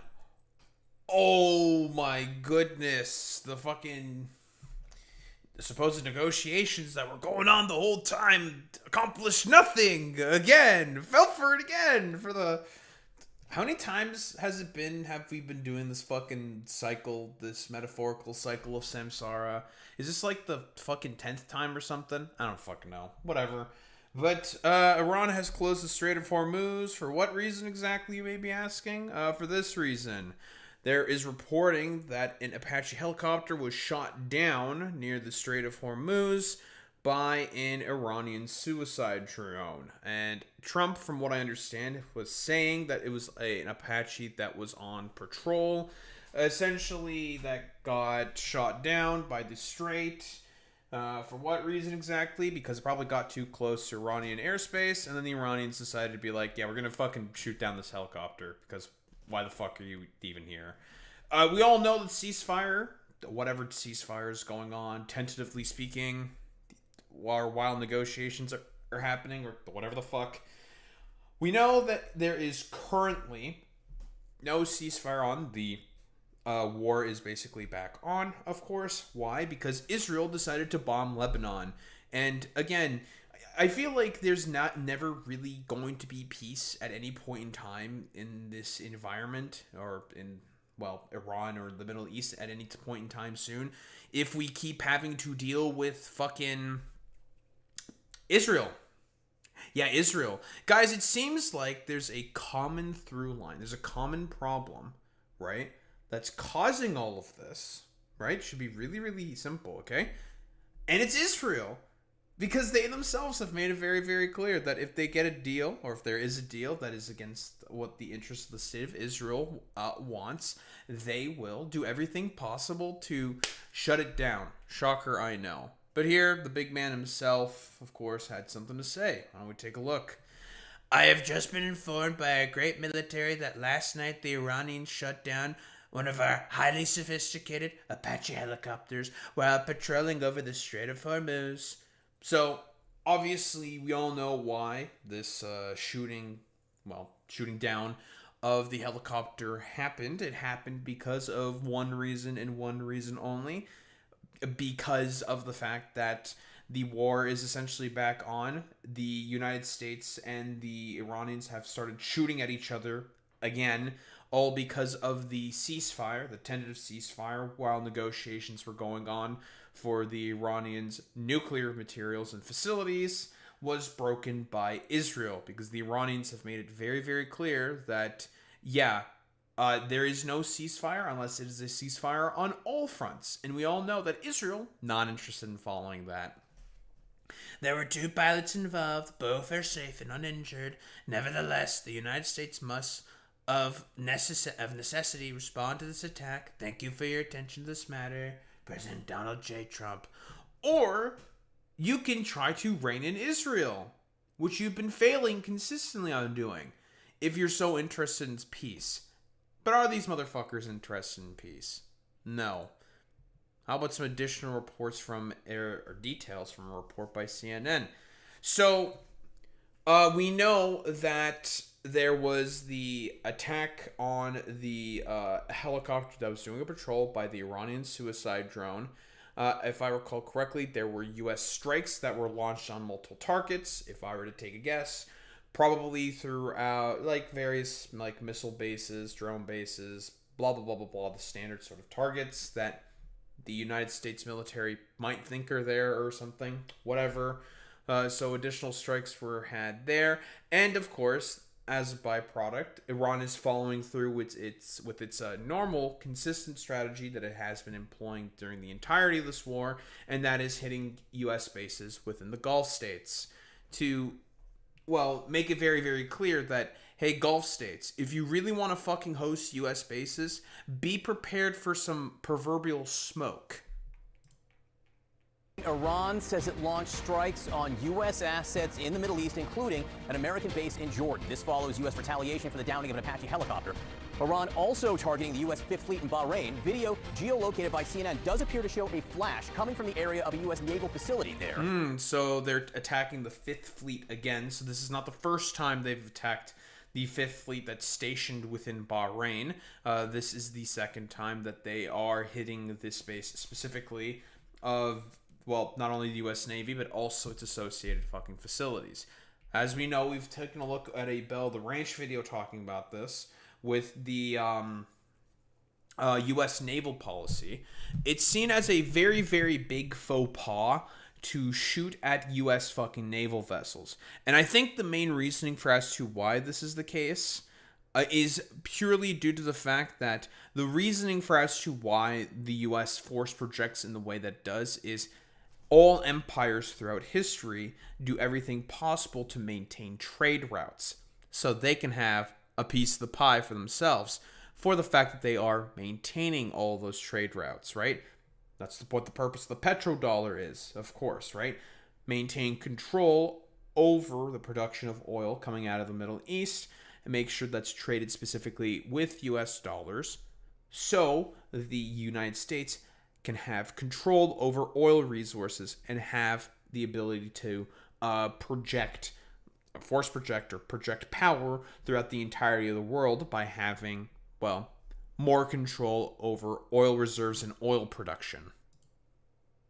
Both Bahrain and Kuwait say they intercepted a number of Iranian strikes. The president told Fox News he's getting close to ordering new strikes on Iranian bridges and power plants because negotiations have been so slow. And before that, on social media, he wrote of Iran. Now they... This is the third time that he's trying to fucking hit fucking power plants again and, like, road infrastructure? That's cool. Great. Epic. Very, very cool.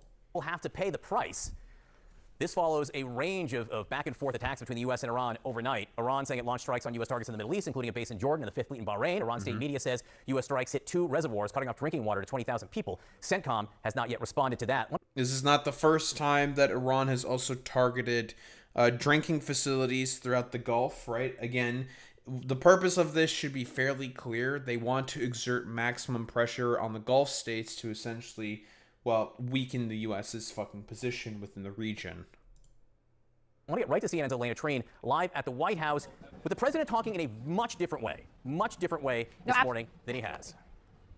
No, absolutely, John. This is quite a sharp turn from what we had heard from President Donald Trump not even 48 hours ago when he had said early Tuesday morning that he believed a deal could be 2 to 3 days away. Now, of course, posting online that he believes... Okay, why the fuck are we falling for that shit? I'm going to be honest here. He has been saying that fucking consistently, that there's going to be a deal soon. It's 2 to 3 days away. It's going to be soon. Blah, blah, blah, blah, blah. Fucking stupid. Like... Very, very stupid. They've been constantly fucking saying this. Constantly saying that there's going to be something done to essentially take care of this shit. To essentially stop the war and come up with a fucking deal. But guess what? Still hasn't happened. And probably never will happen. Because, again, he's not interested in one. That Iran has taken too long to negotiate a deal, which he said would have been great for them. Now they will have to pay the price. Those are the words from President Trump this morning. I should note as well, he also spoke with Fox News, and he indicated that he was considering wider military action toward Iran, arguing that peace talks have continued to falter. Again, very different from what we've heard from the president. I note that over this entire ceasefire, which started back in April, the president at least 37 times has been trying to indicate that a deal is close. Now, of course, I think some questions around, is this really, is the president being sincere when he says this? Did the strikes, the exchange of fire that we saw between Washington and Tehran yesterday, the U.S. saying they were defensive in nature in response to that downing of an Apache helicopter on Monday, has this... I feel like we've heard this excuse before. You know, we're doing a defensive, offensive strikes. It's defensive. We're just doing this to retaliate for the fact that... Okay, first off, I don't know why the fuck the U.S. is patrolling right around the fucking Strait of Hormuz. Like, what the fuck are they doing there? Are they looking to try to intercept some boats that may be laying some mines or some shit? Like, okay, dude, nice fucking meme.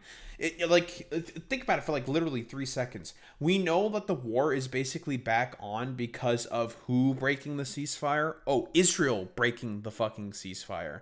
So should we really be surprised at all whatsoever that the Iranians are attacking patrolling fucking helicopters that are patrolling around the Strait of Hormuz? No, we shouldn't be really shocked at all in any circumstance. Like, I am not shocked by that whatsoever. The war is already basically back on. For what reason exactly? Oh, because Israel fucking broke the ceasefire. So maybe, just from... if we could just get like a little, I don't know, extra woke, maybe super radical or whatever the fuck. Maybe if Israel, okay, stay with me, really, really easy. Maybe if Israel stops attacking in Lebanon and throughout the rest of the Middle East, then maybe, just maybe, call me fucking crazy, the Iranians will stop. Oh my god. Daho, what are you, fucking crazy? What are you, a fucking radical libcuck progressive crazy or whatever the fuck?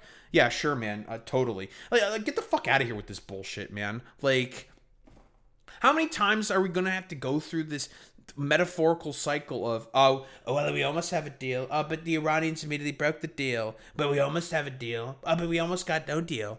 Wait, we almost have something. Oh, but we don't have anything. Like, how many times are we going to have to go through this? Like, seriously. When the intent becomes, like, more and more clear by the second, to be honest. Who is basically operating at this point to try to sabotage any form of a fucking deal? Because they literally said it themselves. Oh, it was Israel. Itamar Ben-Gvir literally said that if we get a fucking deal that is, or if there is a deal that is not beneficial to the state of Israel, we will do everything possible to try to sabotage it. So it's just like, well, look, what the fuck are we doing here? It's insane to me, dude. It's actually fucking nuts. Well, Boy Meets Mini, my bars are all green, so I'm guessing it's probably on your side. Because my bars are all green. To really change the president's mind about where talks are and whether or not a deal is actually possible? Or, of course, could this just be bluster from Trump trying to exert more leverage and pressure on the Iranians at a time when many officials, again, over the past couple of days have said they believed a framework deal was close? We have to wait. Oh, shut the fuck up, dude. God, the fucking sane-washing that the media has been doing consistently throughout the entirety of this stupid, dumb fucking administration is insane to me, dude. No, he doesn't know what the fuck he's doing. He went into this whole conflict with his, I don't know, like, proverbial, like, a pants down, for lack of a better term, just blustering about like a complete buffoon with literally no idea what the fuck he's doing because of the fact that he was convinced by Israel to go ahead with the attack because Israel was just like, guys, if we just do a couple decapitation strikes, then the regime is going to fall apart instantly. Stupid, obviously, because for Israel, what they actually intended with all of this was to have regime change because they want to become the hegemon within the area. Obviously, miserably fucking failed.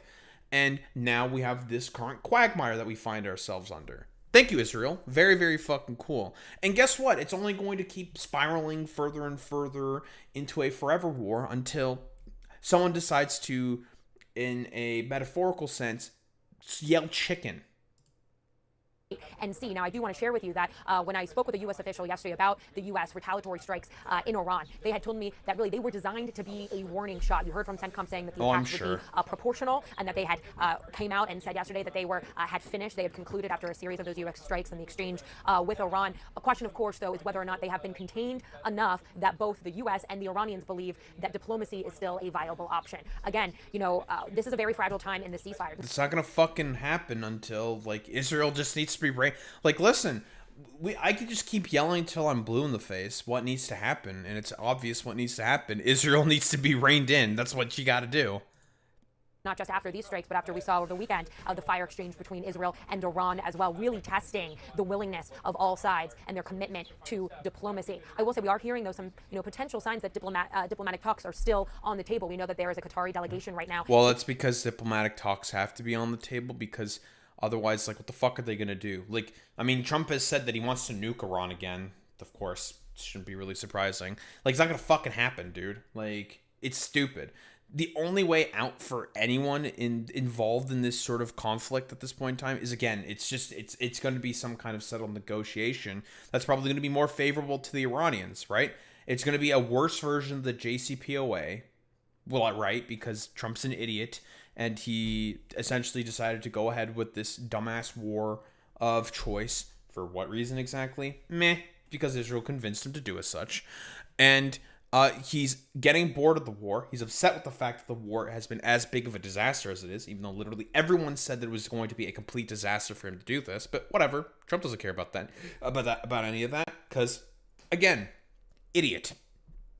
Yeah, we're dealing with an idiot. So, should any of us, honestly, like, really, be surprised whatsoever about the fact that the president is just going to do, like, literally everything possible to completely just bungle this up? And if there is a settled negotiation, which there will be eventually, just depends on what cries chicken first, right? That either being Trump, the global economy, or the Iranians. It's probably going to be the global economy. It's just going to be eventually settled out in some version that is basically going to be the Iran nuclear deal. But it's going to be worse. That's what's going to happen. And then everyone's just going to sit there and just be like, wow, what the fuck did we just waste at this point, like 4 months for? Like half a year probably for? Like literally for nothing. It's just stupid. It's just dumb. in Tehran, trying to bridge the gaps between these two sides. We'll have to see how this goes forward, but I think a big question, of course, is whether or not this is the president really trying to exert pressure at this time, or if he is sincere. CNN's Fred Plykin is in Tehran with more on the unfolding situation there. We must note, as ever, CNN operates in Iran only with the permission of the government, but maintains full editorial control of our reporting. Here's Fred. Iran's Islamic Revolutionary Guard Corps say that they launched powerful retaliatory strikes at U.S. military bases in the Middle Eastern region. The Iranians say that they launched aerial attacks against bases in Jordan, Kuwait, as well as the headquarters of the Fifth Fleet in Bahrain, using drones but also powerful ballistic missiles. All this comes after the United States Okay, we know about this reporting already. For Plykin, CNN, Tehran.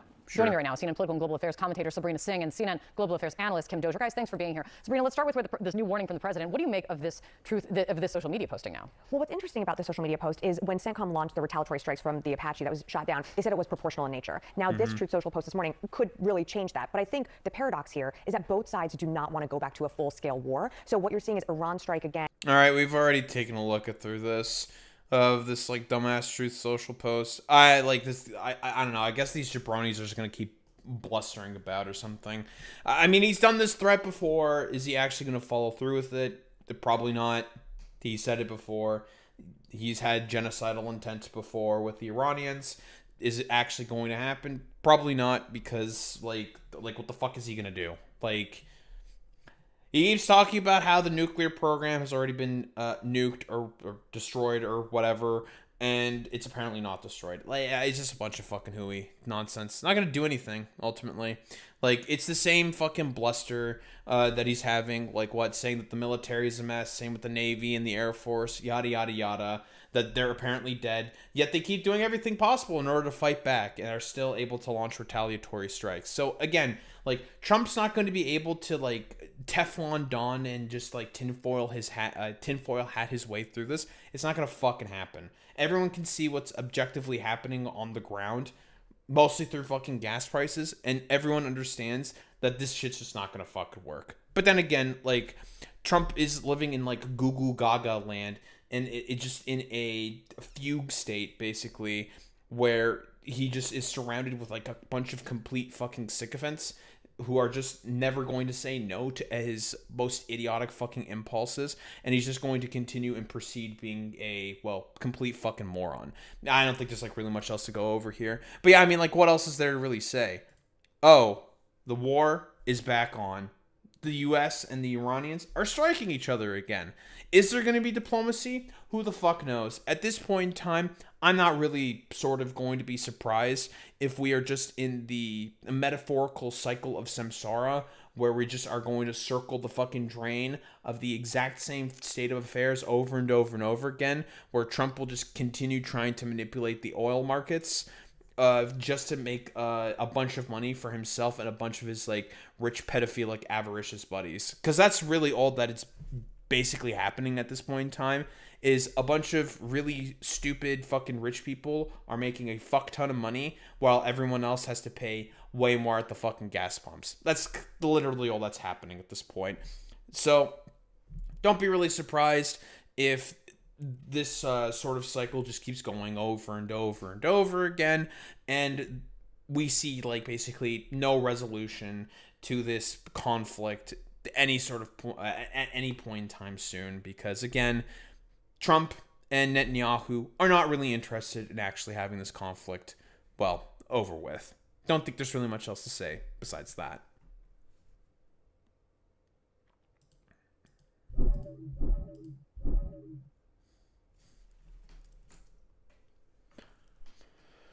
Oh man.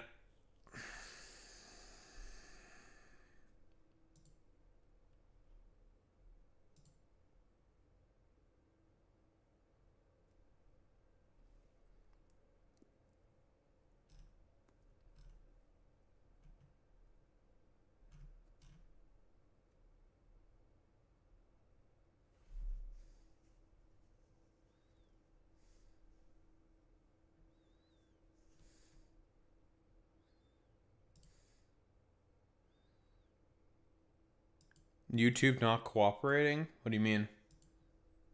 Is YouTube buffering or something? I have no idea.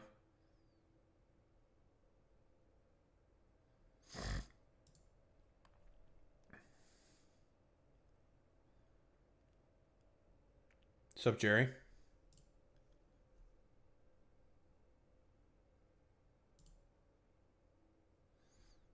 No, I'm still live on YouTube.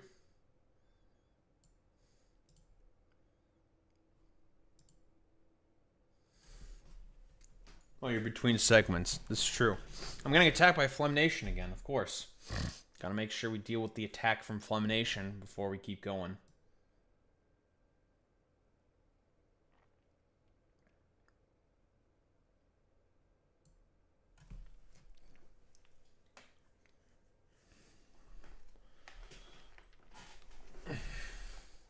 The Nurgalites of Flem Nation. True. Now we gotta deal with Flem Nation. I love dealing with Flem Nation. It's my favorite nation to deal with. True, and yeah, that's pretty true. That's true, and yeah, that's true. That's true. That's true. That's pretty true. That's pretty true. I mean, you know, if there is one thing I am excited about is going back to my place just for the better air conditioning. Because God, the air conditioning in this fucking house sucks. It is always hot, and I fucking hate it. Air conditioning is it's so bad in this house. Especially with the computer. The fans, how it works is they are supposed to push the air out from the top and also through the back. Completely blocked by the desk that I'm at and also the wall, with how the only way I can basically put the computer in my fucking room. So we get a little extra cooked, and since the fucking AC sucks in this house, so it's worse. That needs to be serviced. My parents did modernize and update it, I think a while back. I have no idea what exactly is wrong with it. It just fucking sucks.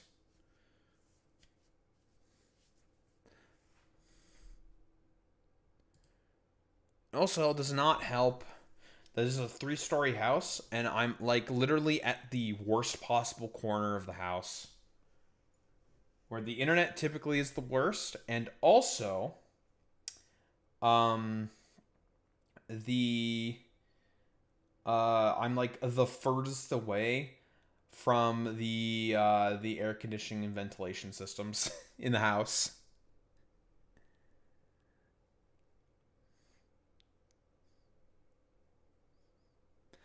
This house is the devil. That's all I have to say, basically. All right, let's do this.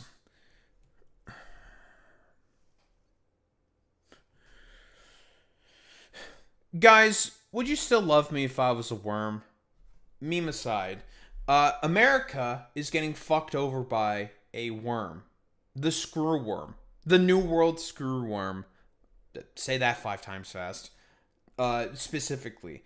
Basically, the New World Screwworm, again, say that 5 times fast, is essentially a parasite which embeds itself in specifically cattle, and the reasoning for as to why there's now a case of it within the United States of America, because typically it would be south of the border, is because of the fact that Trump and Elon Musk, through DOGE, decided to, cut the monitoring systems for New World Screwworm.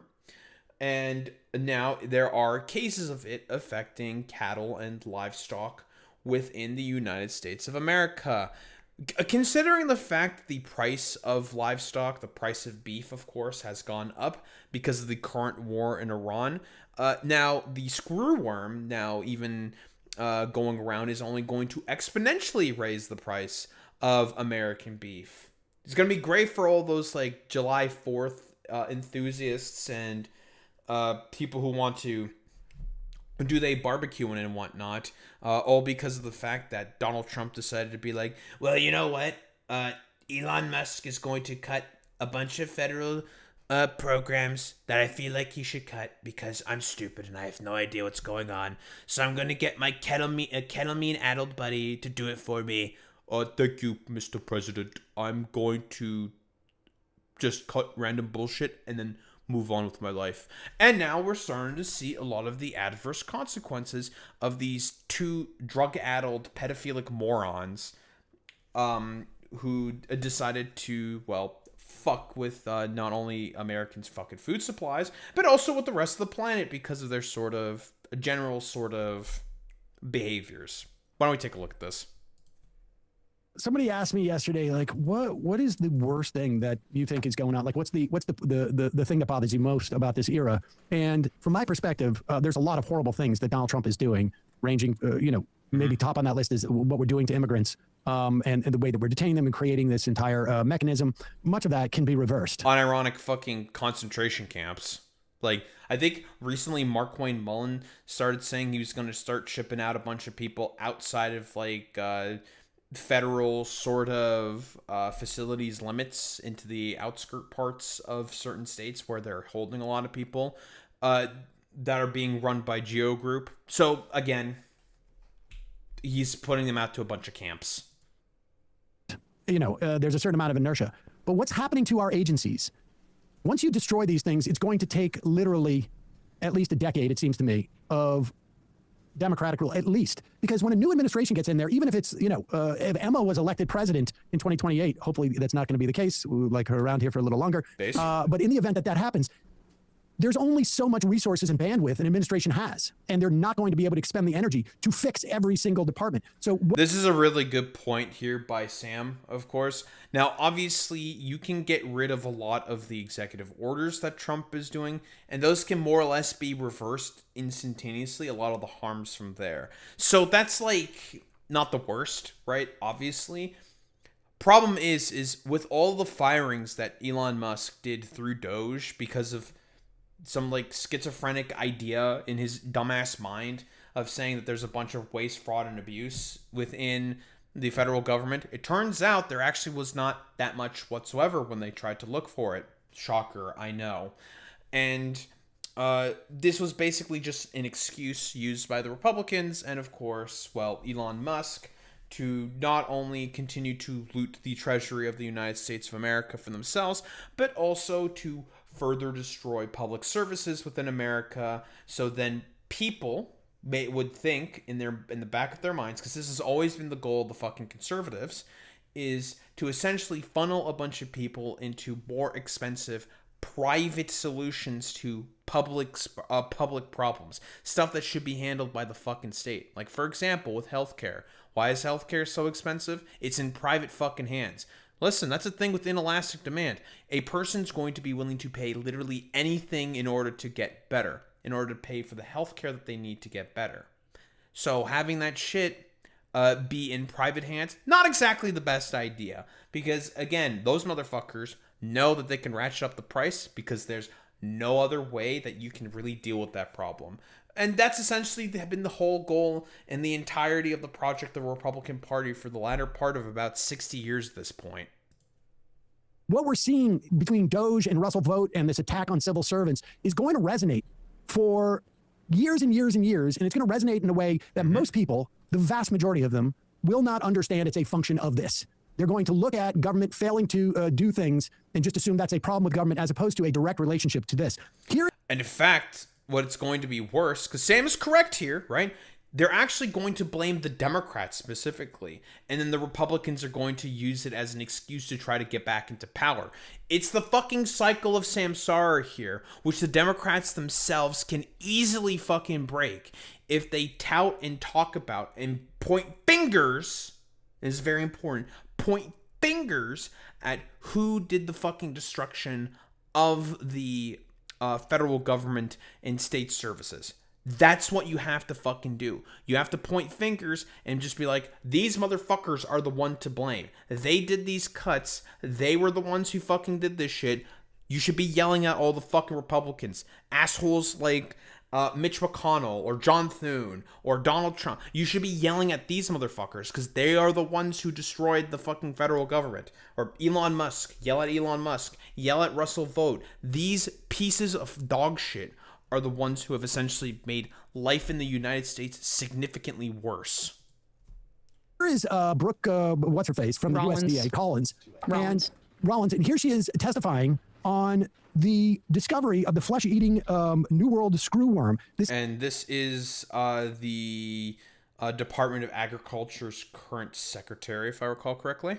This is a flesh-eating bacteria that affects beef, cattle, and a horrible way for cattle to die, but also at a time where we have an incredible shortage of U.S. beef, in part, at least because of our allowing climate change, drought, but also in part of our allowing for consolidation and antitrust violations take place. Wait, are you telling me that monopolies are bad, Sam? I, for one, am completely shocked. This is going to cost farmers and people billions of dollars, and it's going to further, my guess is, concentrate the beef industry. But listen to what she says, because it's lies. Take a moment, Mr. Chairman, to talk about the screwworm detection, and of course we can dive in with any of you in your Q&A. Yesterday, we received confirmation for the presence, for the first time in 45 years, the presence of a New World screwworm case within the United States, with the exception of a couple in Florida and others in the last number of years. We found that and was confirmed in a 3-week-old calf in La Pryor, Texas. While this development is a serious threat to our livestock and wildlife, it hasn't caught us off guard. We were ready and prepared. Under the last administration and after... Oh, really? You were ready and fucking prepared. Oh, of course she's gonna... Because, again, it's the fucking Trump administration. Why take any responsibility for any of your fucking actions when you can just blame some other guy instead?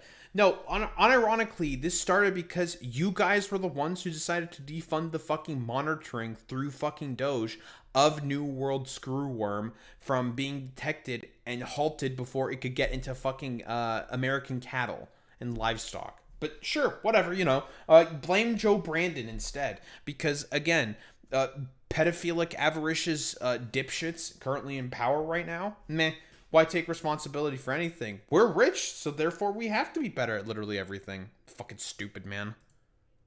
Having the Darien Gap, which is the biological barrier between South America and Central America, which held the screwworm at bay since the 1960s, that barrier and gap crumbled under the last administration. Who wants to make a bet that fucking quote-unquote barrier and gap didn't crumble because of something Joe Biden did?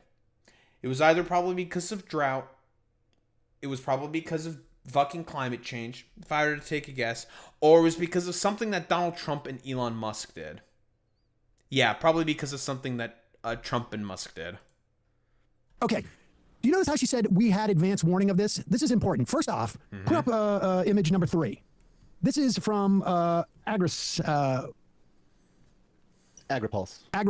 They do reporting on agriculture. This is back in the agriculture. I'm sorry. Number 3. This is from back in the winter of 2025. Bird flu screwworm monitoring among foreign aid programs killed by Trump.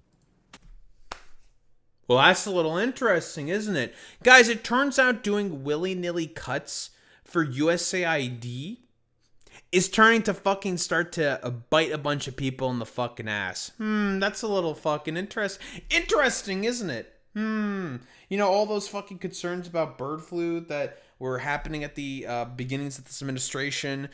Oh, who's to say that it's going to fucking start popping up and happening again, and the price of eggs starts to significantly rise back up now? I mean, the price of beef's already going back up because of some of the stuff that I mentioned earlier. Again, war in Iran.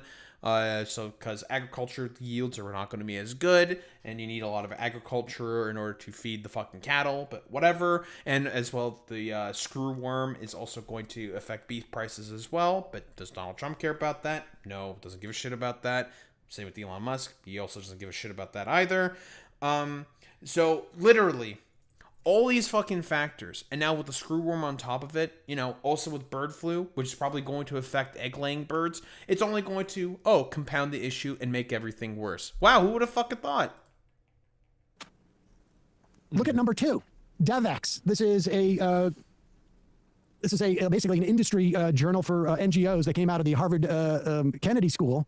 USAID cuts spell bleak for zootonic disease control. If you scroll down, when it comes to international coordination, particularly among lower-income countries, among the most worrying signals is how U.S. aid cuts are playing out within the UN Food and Agriculture Organization. The agency helped countries coordinate, boost their capacity to reduce the national, regional, and global spread of animal diseases. U.S. Is the largest contributor to the budget, comprising 14% of total resources in 2024. Why might we do that? Might we have more steaks? as it were, no pun intended, in the game. But earlier this year, FAO received termination notice. This is why you have to like literally beat it over the head of these like conservative, like troglodytic fucking morons who keep talking about like, we need to keep all of our money here in the United States of America. Yeah, we can't afford to like be the world's piggy bank. It's just like, okay, have you ever thought like with the tiny pea brains that you people fucking have, just why for one fucking goddamn moment in your miserable fucking lives, why the United States may be giving out a bunch of money to poorer countries in order to do a lot of this disease monitoring? Oh, it's because global supply chains are very, very frail and fragile, and a lot of these third world countries, which have been exploited by the US and European powers, but that's a differing fucking story, are not going to be able to have the necessary equipment and resources needed to monitor for all these fucking diseases. So guess what? Unfortunately, the richer countries are going to have to fucking pick up some of the slack there. Yeah, it is what it fucking is, okay? If you didn't want to have the responsibility of being the world's fucking hegemon, then you probably shouldn't have done a bunch of, well, hegemonic actions to make it such that you're in that position. But oh well, whatever. Can't accept consequences for any of our fucking actions. As always, as always. And also, B, if we really did care about, spending the money at home instead of over or abroad or whatever the fuck, we all know that in reality, given the people that are in power right now, do you really fucking think for 1 second that money is going to be spent on US fucking taxpayers to benefit them? Of fucking course not. Hello? Are you people delusional? Why the fuck would it go to you people? Are you stupid? That's a rhetorical question. Yes, you are stupid. And C, it also has the purpose of, well, maintaining fucking soft power within particular fucking regions as well, to make sure that US money will always have a bunch of influence. Because again, money very often in a lot of situations speaks louder than fucking bombs. But then again, we are dealing with a bunch of like 80s action hero wannabes in like, I don't know, like Pete Hegseth and Donald fucking Trump, who barely seem to understand the concept of soft power because they're just all a bunch of wannabe pillagers and rapists. This is for more than 100 U.S. funded programs valued at approximately $382 million. Literally the cost of maybe half a day in our Iran project. Keep going, keep that up. Because the next line is... Costs nothing. The health security program, which monitors and prevents the spread of transboundary animal diseases such as bird flu and New World Screwworm. Meanwhile, Brooke Rollins says that we had no idea. We were on top of this like this. Of course. From NBC News.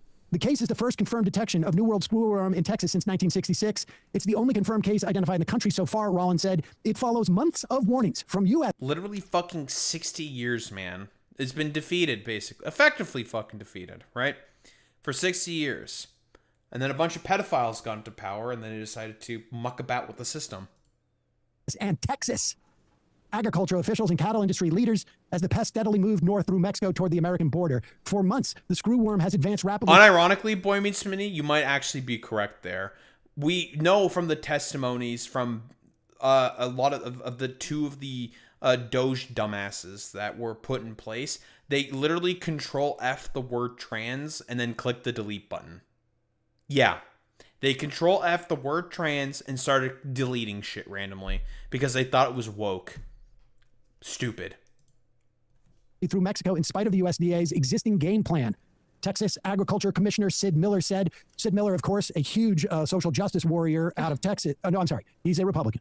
Adding that instead of using every available tool, USDA moved too slowly and relied solely on a partial solution that takes years to fully implement. Well, that's probably because all of the monitoring systems, then all of the systems that were to contain this thing have been cut. Miller called on President Trump to take direct control of the government's response. Good luck, buddy. Yeah, totally. Trump's going to really give much of a shit about this new world screwworm. What? I can't even say that sort of really, really easily. I was like, what's a new world screwworm? I don't get that, you know? Like, I have no idea. Like, really, you think the geriatric's gonna fucking care about any of that stuff when he's made it very, very clear that he preferred to just bomb Iran or bomb, like, Cuba or whatever the fuck and just, like, continue diddling kids while in office or some shit? Yeah, okay, bro. Like, nice fucking meme, dude. I'm so hands-on. Oh, yes. I'll snore. definitely stop programming my birthday party to get to the screwworm. Oh, yeah, literally, because that's what he's more Yeah, bro is more concerned about his, like, dumbass fucking ballroom and his stupid fucking goddamn pool instead of, like, actually taking care of diseases that may destroy U.S. fucking food supplies. Stupid, man. Screw you. So this is, you know, going to be just another disaster. And you know who's going to pay the price on this, right? Taxpayers. It's going to be basically people. This is just going to make our K-shaped economy more and more little K. Yes, the 85% of U.S. beef that's owned by 4 companies is going to rise because you're going to have companies that get folded in and there will be an even further takeover. Cattle herd smallest in 75 years. It's just going to get worse. Just one more highlight of things that you probably would never otherwise think about, but will make a difference. And you know, very few people in the media are going to put it together, and nobody's going to be campaigning. You know, I thought the fucking. By the way, I thought the Republicans cared so much about their fucking ranchers. What happened? What happened? I guess they don't actually care. Would have thought. On the screwworm down in Texas, although I don't know. I mean, luckily, maybe Tallarico might. Tallarico, jump on this here. I mean, whoa! He's a vegan. He doesn't care about fucking cattle, obviously. You know, haha. Pepe. Heard in that race that Texans like meat. I don't know if you've heard about this. Americans definitely like hamburgers. That's a big thing. Trump likes them too, but I don't think he's affected by the prices. Well, Tallarico's vegan, so he won't want to kill the screwworm either. That's fucking funny. But whoa, who would have fucking thought? Oh, Trump is literally doing everything possible to just make everything way worse, right? Oh, not only with the war in Iran, making it such that it's going to be more difficult to provide the agricultural resources to maintain cattle herds, like has been said before by Emma, smallest cattle herds recorded in about 75 years. I wonder why that might be the case. I can think of a couple of reasons, but whatever. Trump doesn't give a fuck about any of that. The inflation causing beef prices to rise. Now, the screwworm, which is only going to cause beef prices to rise even more. So much for getting those hamburgers that you Americans fucking like for July 4th. The pedophilic avaricious president is more busy trying to build his metaphorical castle of Versailles at the White House. And his, like, stupid, like, a birthday bash, like, arena in the front of the fucking White House. Which has now been sued by, I think, 2 differing plaintiffs from Virginia or something. Whatever, of course. The jurisdiction of Washington, D.C. is a little weird. Yada, yada, yada. Whatnot. And you're telling me that dude's going to be the main guy who's going to start taking care of the fucking screwworm problem. Yeah, okay, buddy. Yeah, sure. Nice fucking goddamn meme. So, I don't know. Hey, Americans. That all that talk about affordability becoming better under the president of the United States, yeah, bet you guys love fucking falling for it yet again, all you dumbass fucking Trump supporters. But then again, should we really be surprised that these fucking dumbasses who barely understand how politics or even the federal government works are gonna fall for another, like, dumbass cockamamie, I don't know, like, pile of dog shit that the president of the United States is just, like, laying out in front of them and saying, like, you're gonna love my dog shit so much and you're just going to love it, you're gonna like it, and there's nothing you can do about it. And all these people are just gonna be, like, clapping like fucking seals, saying, like, yes, Mr. President, we will love your fucking dog shit. I mean, like, should we really be surprised by any of this? No, not really, because I, for one, am completely unsurprised by any of this bullshit. Don't think there's really much else to say besides that.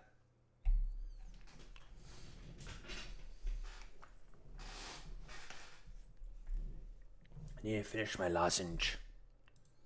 And we're going to talk about the World Cup. Oh boy.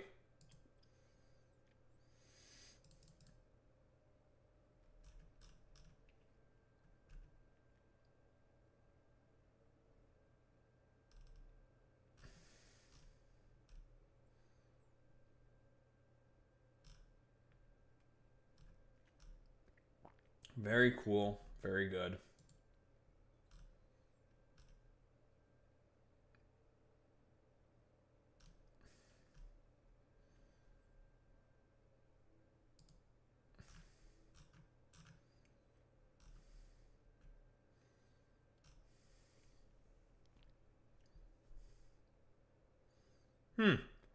Elon Musk. I don't believe Africa's poverty is caused by colonialism. You would say that, wouldn't you? Okay.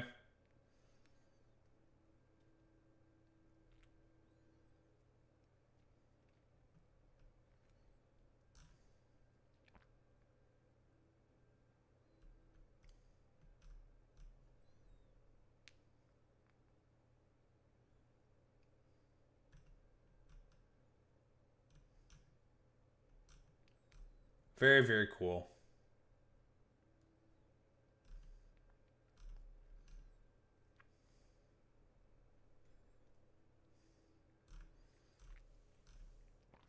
Also, Boy Meets Mini.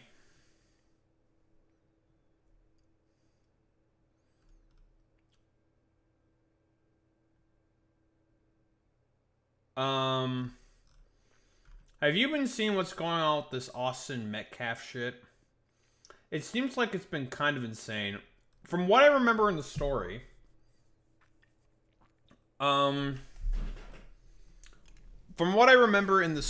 basically, Austin Metcalf was a white boy who was chilling in a differing tent on a track team, and then this black dude comes up and stabs him for some reason.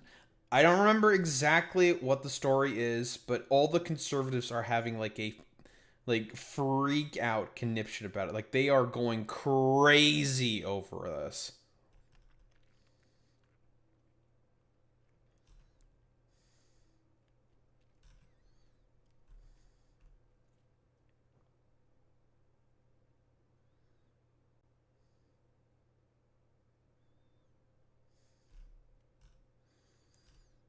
And there was 250,000 posted for bail, I believe, for the guy who did the stabbing and killing of Austin. And he got 35 years in prison. And they're like clamoring for like the death penalty or some shit. Something like that. Something like that.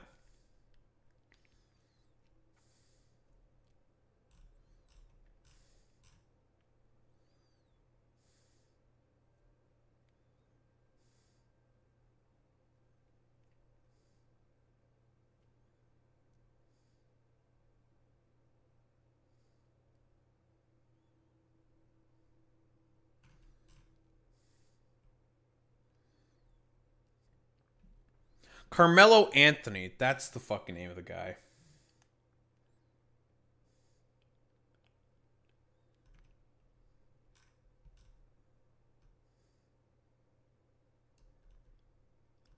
Yes, not the basketball player. Different guy.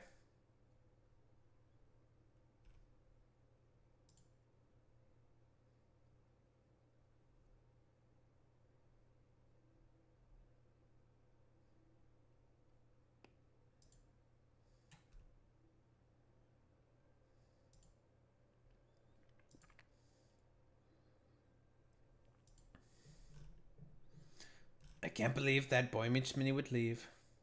Bastard.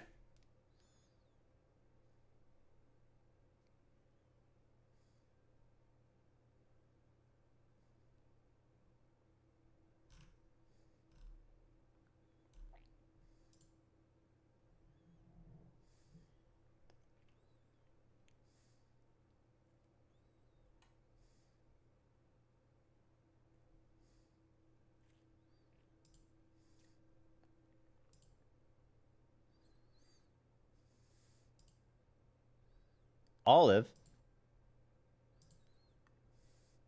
Jesus. That's a fucking post.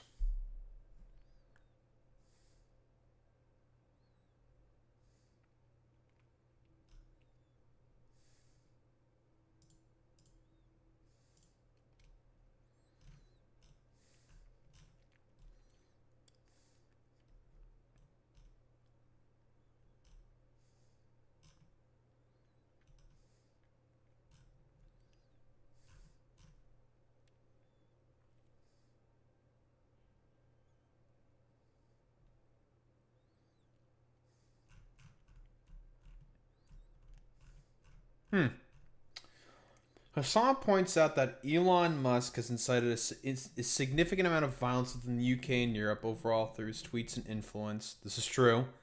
Through the support of all the far-right dipshits he's given to. And yet he has never been banned from the UK. That's a good point there by Hassan.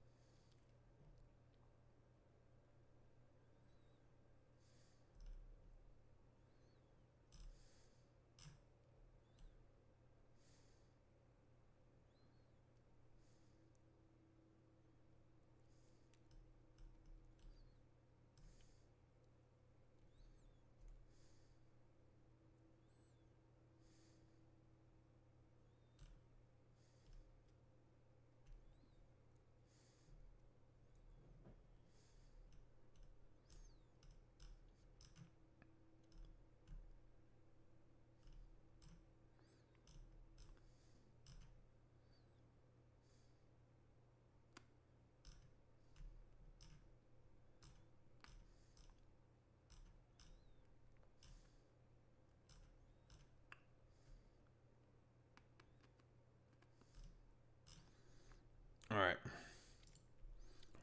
Make this the last segment because it's already a little late. There are 2 other things I have prepared. I'll probably do them tomorrow. It's fine. No biggie. Miss Rachel is outside Delaney Hall in New Jersey singing about knocking down walls and freeing illegal aliens. Really? Is that so? Libs of TikTok. Okay. Is this the fucking pedophile supporter? Sure, man.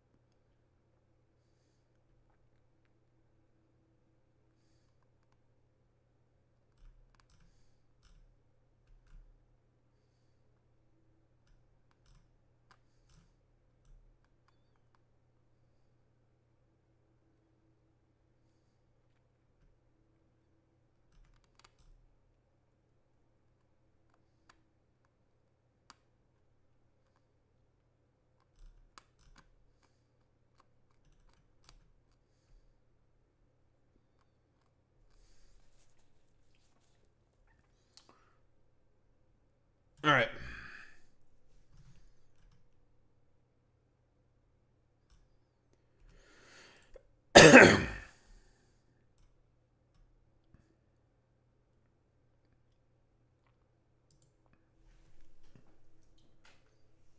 All right. I should be good to go now.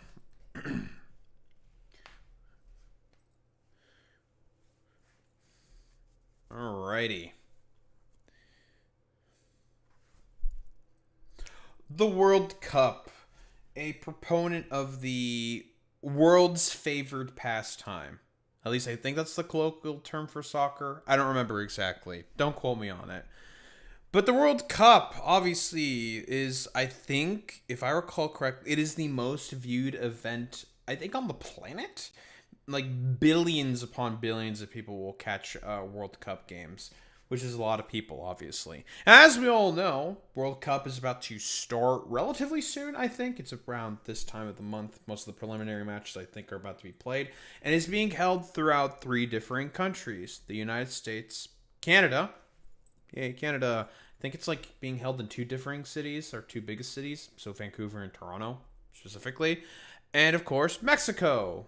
And would you believe it if there was already a bunch of stupid fuck shit that was happening because of Stephen Miller's Nazi sort of like ridiculous attitudes, and if there was already a bunch of problems for a bunch of the teams because of just how ridiculously unstable America is as a country right now. Yeah, we shouldn't be really surprised by that whatsoever. But here is a David Dole video going through, shall we say, a bunch of the events that are leading up to this World Cup being the inevitable shit show that it was always going to be. I can only imagine what the Olympics is going to be like in Los Angeles. Who could have possibly seen this coming? The FIFA Peace Prize winner? That guy? He's going to screw up the FIFA World Cup? No way. I completely forgot about the president of FIFA giving Donald Trump that fucking Cope Award. Holy shit, I completely forgot about that, dude. Impossible. Well, it's happened. So in this video, I'm going to go over many different stories coming out of the World Cup so far, keeping in mind that it hasn't even officially kicked off. It doesn't start till the end of this week. And also keeping in mind that it's being hosted by 3 different countries for the first time, Canada, Mexico, and the U.S. And as far as I've seen, ain't a whole lot coming out of Mexico and Canada. I'll get to one story coming out of Canada near the end of this video. But let's just get into it, because, I mean, all of this was totally predictable if you know anything about the U.S. and, of course, Trump's impact on it. Yeah, but we're going to get to some of the, immigration stuff here in a bit. But let me just start with, this was going to happen regardless of who was president. A true welcome to America moment for Team England, where 9 injured in shooting near England's World Cup base in Kansas City. Of course. Dude, we all know about, like, the British meme, for example. It's like, well, at least we don't have shootings at our schools. Dude, that just fucking confirms that meme. It's so fucking funny. Listen, this is the one W I'm gonna give to all the fucking Anglos out there. Okay, good job, British people. You got a W there, bro. Oh my fucking lord, God, it's so fucking goofy that America, again, a country that has more guns than people. I'm gonna say it again, more guns than fucking people, is having fucking shootings right by where the teams are fucking camping out. Like, Jesus Christ. Also, why the fuck are... Okay, why are they at fucking Kansas City of all places, the British team? Like, I feel like of all the places you could possibly go to, like, that Kansas is, like, such a, like, a mid sort of pick or something. Like, fucking Kansas? Okay, bro. Nice meme. In fact, I'm surprised this is the only one I've seen so far. I'm sure there'll be more examples of mass shootings near practice facilities or games taking place, just because of the nature of America. How many guns there are, how many mass shootings there are on a regular basis. I would not be shocked if we see another example of something like this happen again. But this is not necessarily on the FIFA Peace Prize winner, just worth pointing out. For now. Let me first start, though. Pepe. This, to me, is so disgusting. I'm sure many of you maybe have already come across this. Somali referee won't officiate in World Cup after being denied entry into the U.S. Omar Artan was turned away at Miami International Airport from Istanbul on Saturday. So they don't... Bro, they probably saw that he was a fucking Somali, and then all of a sudden, nah, can't be having him, right? Like, I don't know, like, because of all the, like, dumbass, like, schizophrenic bullshit that's around Somalis within the United States of America, mostly because of Donald Trump, of course. What, do they think that he's going to inherently be, like, a fraudster for, like, I don't remember how long the World Cup goes on for, but it's, like, for about a month. For, like, the month, he's going to, like, scam a bunch of, like, dumbass fucking Americans out of their money or something. Like, okay, yeah, dude, totally. That's really going to happen from this one fucking, like, FIFA World Cup referee. Yeah, of course. Totally, bro. Don't appear to give a reason at all. We'll get to what their reasoning is, but CNN writing here, Artan was named Africa's top male referee in 2025 and was chosen by the Confederation of African Football to take part in this year's World Cup. This would have been an incredible honor for this man who is clearly well respected in his field to be able to go to the World Cup, referee a few matches. That would have been a lifetime achievement moment for him. And it's been denied. Basically, it appears simply because of the racism in Donald Trump and Stephen Miller and that administration. So, as the CBP put in a statement here, during processing, the traveler underwent additional inspection, a routine part of CBP's inspection process when officers need to verify information or determine admissibility. Following inspection, the traveler, a referee for the FIFA World Cup, was determined to be inadmissible due to vetting concerns and was denied entry. What fucking vetting concerns? What, you see a Somali, what, you think they're inherently going to be a fraudster? Or maybe they're going to inherently think they're like a terrorist or some shit. I don't fucking know. Like, inadmissible for what exactly? For what? What did the fucking Somali referee do to essentially earn the fact that they were being admissible for entry into the United States of America? It's fucking stupid. It's just a bunch of hooey. It's a bunch of bullshit because Trump and Stephen Miller looked at him and said, like, black Muslim, can't be having any of that in the United States of America. That can't be a fair referee, of course, folks. No, that's not a thing. And it's just like, okay, bro. Like, because literally the racism is definitely the fucking point of all this. Like, let's keep it $1.50, right? It's all about the racism. It's Donald Trump. It's Stephen Miller. Like, I don't really give much of a shit at all. I'm not willing to, like, I don't know, parse through potential arguments through this. I don't give a fuck. It's because of that. It's really, really fucking simple. And I think they even did these, like, weird inspections of the Senegalese team as well from, well, Senegal, of course. Like, putting them through, like, the proverbial ringer in terms of inspections for what reason exactly? I don't know. Probably just because they're black. Yeah, probably just because they're black. We have no idea what this means. They're not any more specific than this. What vetting concerns? This is an internationally recognized, well-respected referee. Like, it's hard for us to take anything else from this except that U.S. policy is racist because there is nothing else here to go off of. So, as CNN writes here, Somalia is one of the 39 nations affected by the Trump travel ban. The CBP spokesperson did not provide details on why Artan was refused. Racist, by the way. That's why. The travel ban shit is fucking built, like, you know, it's because it's racist and these people are racist. Entry, but nationals of countries listed under Trump's travel ban are placed under additional scrutiny. Again, there is no reason for that except for their own racist policy. So the referee's response, by the way, is very kind and generous and doesn't need to be, though I suspect has something to do with the fact that the guy running FIFA is a big Trump lunatic. I mean, the fact that you would give Trump, you would literally invent a peace prize to give to Donald Trump. You have problems. But the referee... Fucking God. He's like, got the biggest smile like a fucking child in that fucking photo. Like, Jesus Christ, bro. Like... Oh, man, dude. Leader of the proverbial free world, and he's like literally a fucking toddler. Writing here, despite the circumstances, I am in a positive mood, and I'm focused on the next challenges in my refereeing career. I would like to thank FIFA and the CAF for all their support, and I promise to keep my refereeing levels up as I concentrate on the future. I want to thank the football family for their messages and wish my colleagues all the best success during the World Cup. It's just so stupid, sad, so unfortunate that this referee was denied this opportunity. Now, some other Here's the Senegalese maybe see a bit of a pattern here with who's being targeted. But Senegal's national team was underwent... David, are you saying that Trump and Stephen Miller are not big fans of black people? Dude, this fucking image is so fucking funny. This is like, listen, this one fucking screen cap right here, this is gonna be remembered throughout the fucking ages. Guaranteed, dude. Like, it's such a fucking perfect encapsulation of this whole fucking goofy ass situation with the US World Cup. Fucking pasty ass mayo boy over here doing the pat down of the fucking black dude over here because the Donald Trump might be a little scared of what the black man might do. Woo! The virile seed of the black man. Woo! Additional scrutiny. This is on the tarmac where they're being patted down. Just like, these are professional soccer players. What are they going to do? But Metro UK writing here, the U.S. has been slammed for reportedly subjecting members of Senegal and Uzbekistan's football teams to humiliating security checks ahead of the World Cup. These were forced extra screenings after they arrived in San Antonio, Texas and New York.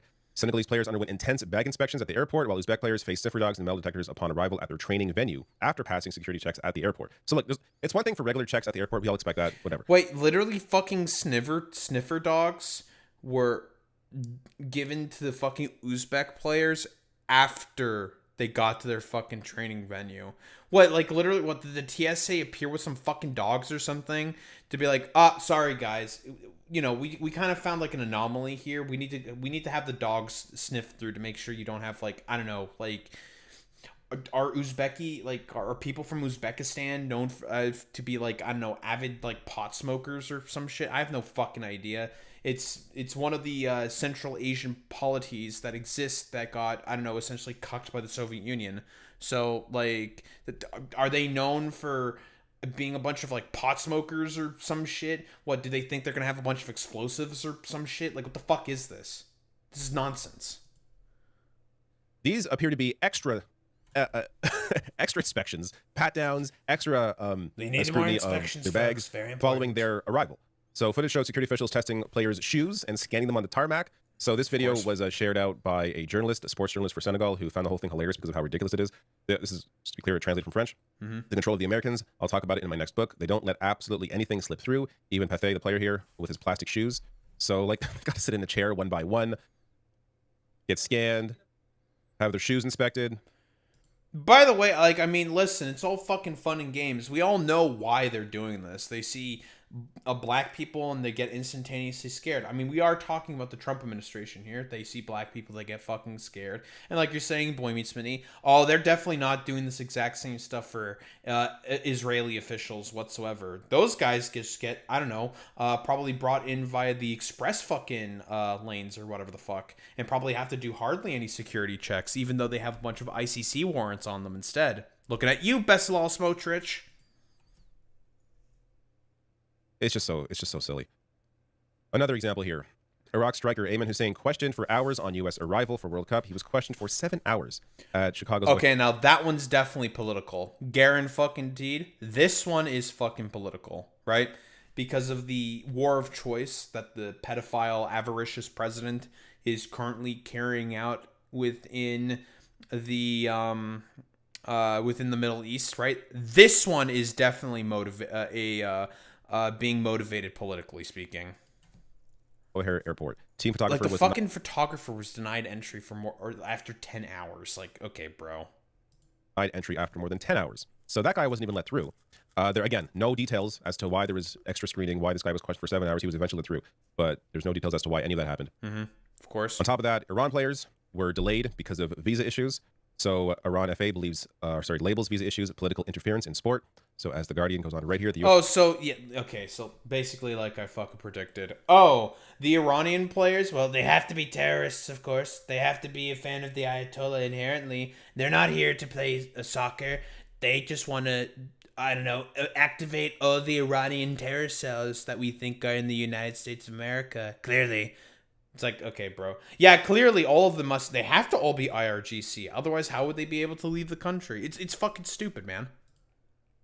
Refused to issue visas for some team support staff. The Iran coach says we should have been here at least a week ago or last week because a 12-hour time difference needs 2 weeks of adjusting. Usually in these tournaments, before technical matters, ethical and human considerations must be respected, which I think for us, it was not the case. So of course, something like this has a material impact on how that team may perform. We're talking about less rest, less practice, having to deal with all these visa issues being delayed. This impacts their ability to perform on the field, giving other teams an advantage that they shouldn't have had. Iran's Football Federation, whose chief, Mehdi Taj, was reportedly among those denied a visa, has described the decision as, quote, political interference in sport in its worst form.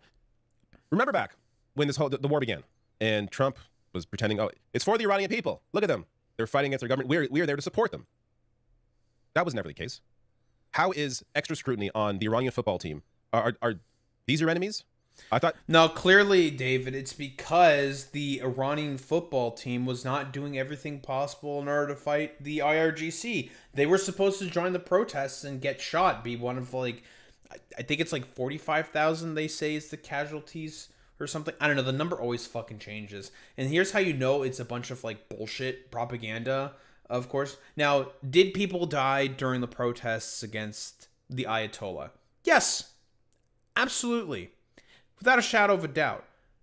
And are the IRGC, are the Iranians, and also the Americans overinflating / hiding the numbers? Yes, abso-fucking-lutely. Without a shadow of a fucking doubt. But here's the thing, okay? Given that sort of fact, right, does that mean the soccer players are going to inherently be for or against the fucking protests, or for or against any of the policies carried out by the IRGC or the Ayatollah? You have no fucking idea. They are just, you know, they are just there to fucking play soccer. That's it. That's what they're there for, right? Not for any of this other fucking bullshit from the Trump administration. They don't give a fuck about any of that stuff. They're just there to play the fucking game. And so all this interference being done here by the Trump administration, because it's definitely the Trump administration that's doing these interruptions. For what purpose exactly? Oh, because the pedophile, greedy president just wants to do like literally everything possible to cause more suffering to Iran. That's it. That's literally it. It's probably not going to happen anything at all to the Canadians. I mean, Canada is one of the host countries, so we're probably going to be fine. Probably. But I wouldn't be surprised if there was some stupid fuck shit that might eventually happen. But whatever. Also, bună ziua, salut. I was in the middle of yapping. That's why I didn't reply. But yeah. It does start in 12 hours in Mexico. This is true. Bună seara. Well, more like good night.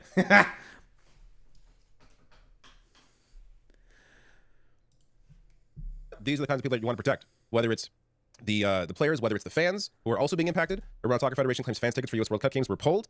So every team, as FIFA president said previously, any team's fans should have access to matches. So every team is supposed to get tickets for their fans to be able to attend the matches.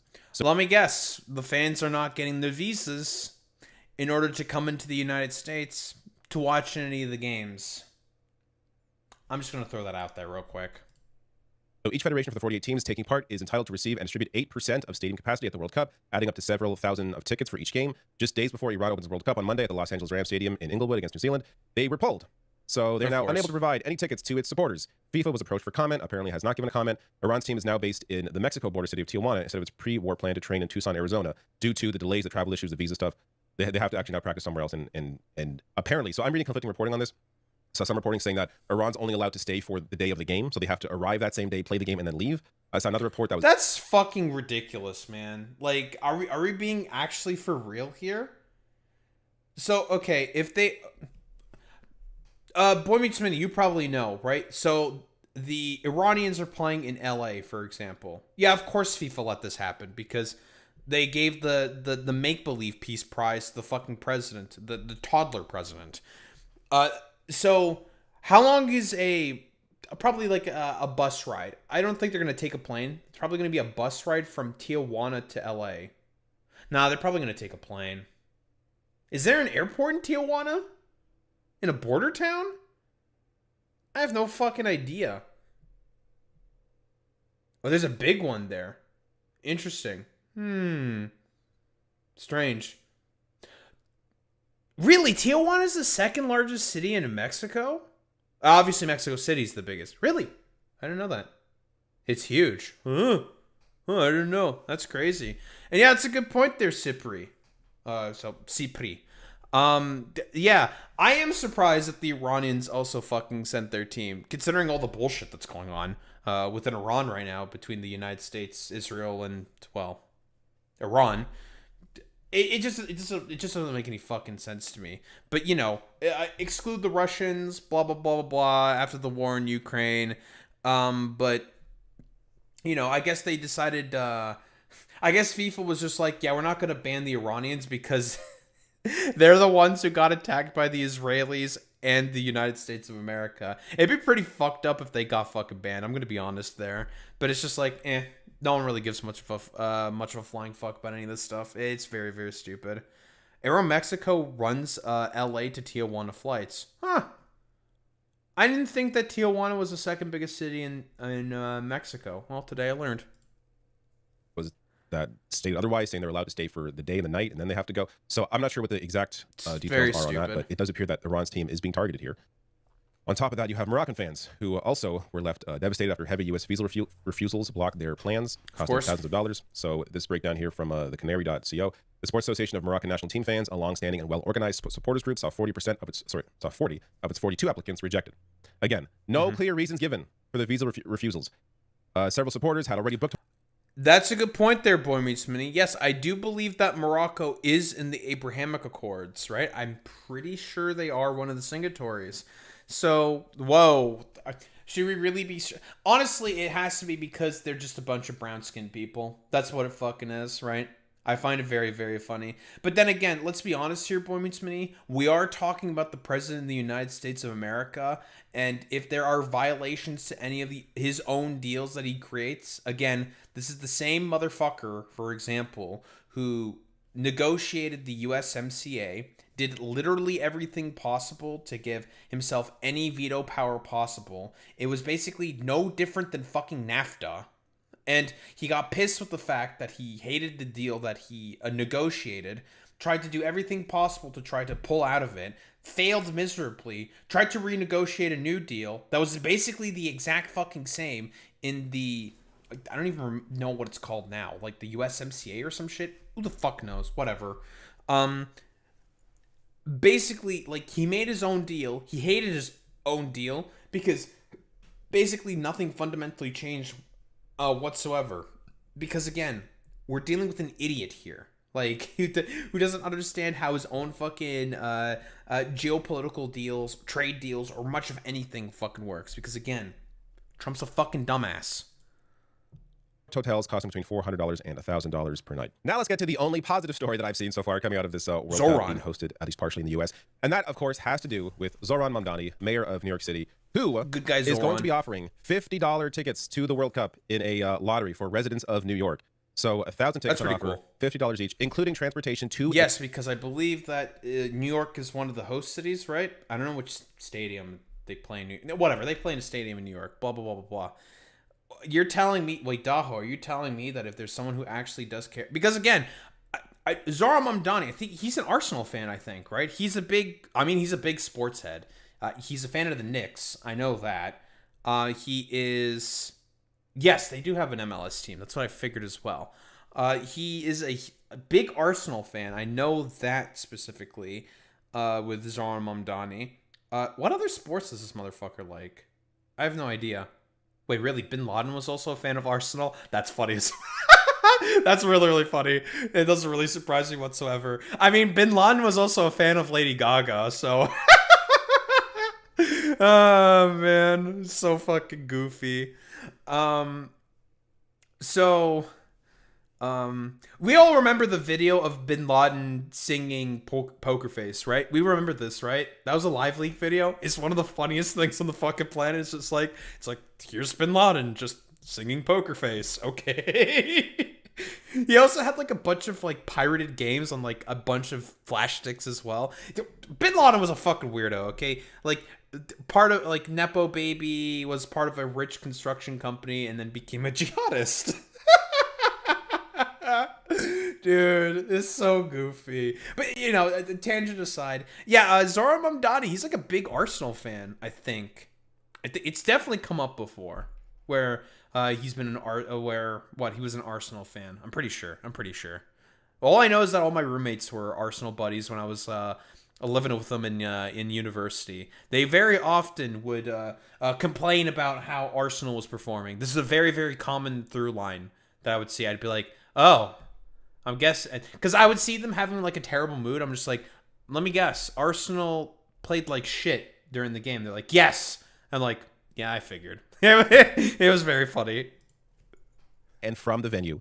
And this is apparently the first and to date only time an individual World Cup host city will provide special access to tickets for residents of that particular city. But we do point out here that Qatar also gave discounted tickets for their residents in 2022. So this is really city specific, though it appears this is not still normal. based. You would think in a sane society, this would be a normal thing to do. Whether it's the Olympics, whether it's the World Cup, whatever big international event, it should be an honor for that city and the people living there to be a part of that. And you should want to include them in that. You should want to... Sorry, David Dole. As we all know, we have to do basically everything possible in order to, well, rake the residents of a city for as much money as possible, right?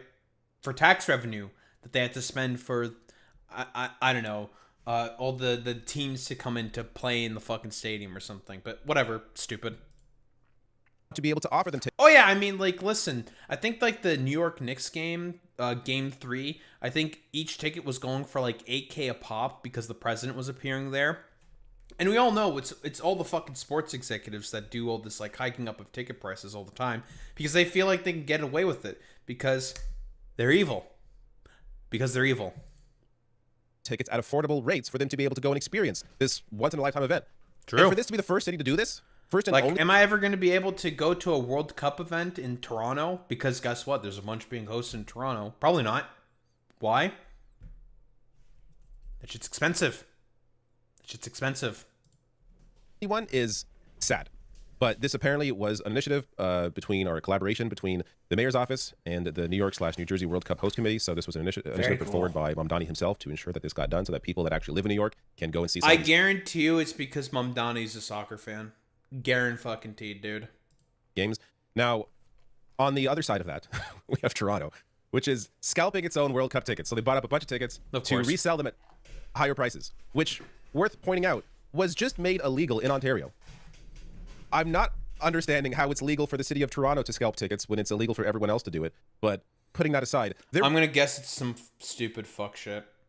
Yeah, I wonder if the tickets in Mexico are affordable. That's a good question. I have no idea. Reasoning I understand on its face. So they're being resold to avoid spending property tax dollars on the tournament. So it's a way for the city to recoup some of the cost, because we're talking about $1 billion in taxpayer money spent to host 13 matches in Toronto and Vancouver. But it's a lot of money, another actually. city had a better idea on how to handle this. So this is from The Peak. I'll link to this article about the video as well. While Canada's hosting duties have been bankrolled almost entirely by taxpayers, other host cities like San Francisco used mostly private funding to finance their World Cup games. The Bay Area also applied a $6 surcharge to ticket sales to generate revenue for the city, which neither Toronto or Vancouver apparently negotiated in their FIFA deals. And San Francisco is also refusing to allow any public funds to be used for stadium upgrades, which has been one of the largest hosting costs for the Canadian cities. I'm going to guess it's probably because there's like a bunch of stupid fuck shit going on with probably a bunch of public funding. It'd probably be way too much of a pain in the ass to get the public funding for that, so it's easier to do it through private hands, if I were to take a guess. But yeah, that's probably, if I were to take a guess, what's going to happen. Canada, honestly, we recently just passed our budget. A bunch of social services are going to get cut. Carney is, of course, governing like a conservative, so yeah, it's pretty shit. About what I expected from our favored fucking banker prime minister. But now his approval rating is starting to slip, and he may be losing his fucking majority. So that's some good news at the very least. We got that going for us. So I'm okay with that. Mark Carney suffering for his bad policies, I'm fine with it. So... And it's also about what I expected. Yeah, it's about what I expected. Well, was The Walking Dead filmed in LA? I thought that was like filmed in Arizona or something. Huh. Why am I saying Arizona? The fuck am I talking about? I was mixing up New Mexico. That's what I was doing. I was thinking Breaking Bad. Yeah, I was thinking of Breaking Bad. Idiot. So yeah, maybe we have something to learn, or from some other cities like San Francisco, like New York. Canada could definitely learn a few things. But I don't know. Let me know your thoughts on the World Cup. Are you going? Also, No, I have no money. I'm also poor. Blah blah blah blah blah. But here, another just quick blurb from Zoran Mamdani himself. Now, so. Would we all be really surprised that, of course, Zoran Mamdani talking about the high ticket prices within, of course, the Game 3 of the NBA Finals? We're not necessarily going to be focusing on that. We all know the reasoning for as to why that is the case, right? It's because the President of the United States was there. So a lot of the owners, the executives who own the fucking stadiums, figured that they could just get away with hiking the fucking ticket prices because of the fact that, well, the dumbass fucking president was there, who literally fell asleep after getting booed while being put on the fucking jumbo screen, which is very, very funny. Not really surprising whatsoever. When I think like literally everyone, all the major fucking fans, because this is also a thing in the United States of America. Sports are also becoming a fucking luxury good for whatever reason. So, you know, to be able to maintain all of these like sports enterprises or whatever in these various cities, you need fans to be able to pay to be able to attend games, because it's not just going to be bankrolled by a bunch of like super rich dipshits for like all eternity. But whatever, the United States doesn't care about any of that. But the other thing, obviously, that Zoran Mamdani was talking about is talking about how soccer, or rather football or whatever, that basically it is a without immigrants, rather, that's what it is, that without immigrants there would be no soccer, there would be no World Cup. So the fact that, again, ICE is constantly rounding up and detaining migrants, and just like we looked over before with the president of the United States, probably alongside Stephen Miller, is denying a bunch of visas to a bunch of support staff and other various team members, subjecting a bunch of the other world's teams to a bunch of humiliating extra fucking security checks. It should really go without saying that, again, for a sport that is meant to be enjoyed by everybody around the fucking world, the fact that this is fucking happening is kind of outrageous. I definitely agree with that. But, you know, whatever. Wouldn't expect anything less from the pedophilic, avaricious president that's currently in power. Yeah, that's a good point there, Cipri. Yeah, a lot of migrants, well, okay. Let's rip the Band-Aid off. Slaves were killed building all the stadiums in Qatar. You know, yada, yada, yada, kafala system, blah, blah, blah, blah, blah. Boy Meets Mini, you know all about that, right? So, you know, shouldn't be really surprised about this. Yes, that is also a good point. I think Emma also brought that up in the segment where she talked about how basically sports are going into sort of like stadiums and participating in like, or like listening to games in stadium and whatnot. It's like basically a luxury because there's only one publicly owned NFL team, and that is the fucking Packers. So tickets are more affordable for those games as a byproduct of that. But do all these rich executive assholes care about that? No. Two quick Hi, Emma, questions. how are you? Good. For your own Knicks tickets, can you tell us who you got them from and how much you paid for them? Number two, I saw the Bloomberg reporting about the borders are talking about a surge coming to New York City, and I was wondering how much you were made aware of that, and if you have any. Oh, I wonder why the borders are that fucking. I can barely speak. He does unironically talk like that. Should we really be surprised that that fucking dipshit Tom Homan is basically doing everything possible? Yeah, that is also the guy that Zoran Mamdani also yelled at. Yeah, he was just like, Tom Homan, you suck balls. And it's just like, true. He does suck balls. I digress, though. Should we really be surprised that that fucking dumbass is basically saying that there's quote-unquote going to be a surge within New York? It's just like, well, motherfucker, yes, that makes sense. There's going to be a quote-unquote surge within New York. There's a bunch of players that are going to be coming in from other countries in order to play in the fucking stadium in New York. Like, Doi? Yeah, Doi. Idiot. Comments on how the city is going to respond? On the first question, I bought my tickets for nearly $1,000 from Madison Square Garden. I'll be going to tonight's Game 3, and I'll be standing for the duration of the game. On the second question, we have heard time and again threats of increases in immigration enforcement across our city. I want to be very clear about the fact that I believe that ICE raids are cruel. They are inhumane. They do nothing to serve in the interest of public safety. Real? I've shared that directly with the president. I've shared that in public. It is Real? a feeling that many New Yorkers share. Real? And I also do believe that ICE as an entity is one that should be abolished and that we should return to an immigration system that has more humanity at the heart of it. And you know, as much as this is an off-topic... Listen, again, and this is the same motherfucker who yelled at Tom Homan for being a miserable pile of shit. Question, we're also discussing the World Cup. The World Cup is supposed to be a celebration of the world as a whole, and some of the decisions that we've seen been taken by the federal administration, be it the denial of visas for journalists from certain countries, or the rejection of a visa for a coach of a team, as well as single-day visas for specific foreign national teams. This is... He's specifically talking about Iran right there, not to mention how, again, well, this was probably before the story came out, so that's why probably Zoran isn't mentioning it, but literally a Somali fucking referee got denied his fucking visa. Why? I don't know, because probably Stephen Miller was just like, oh, a Somali! They're gonna do a bunch of scams while they're in America for about a month. It's just like, okay, bro, like, nice meme.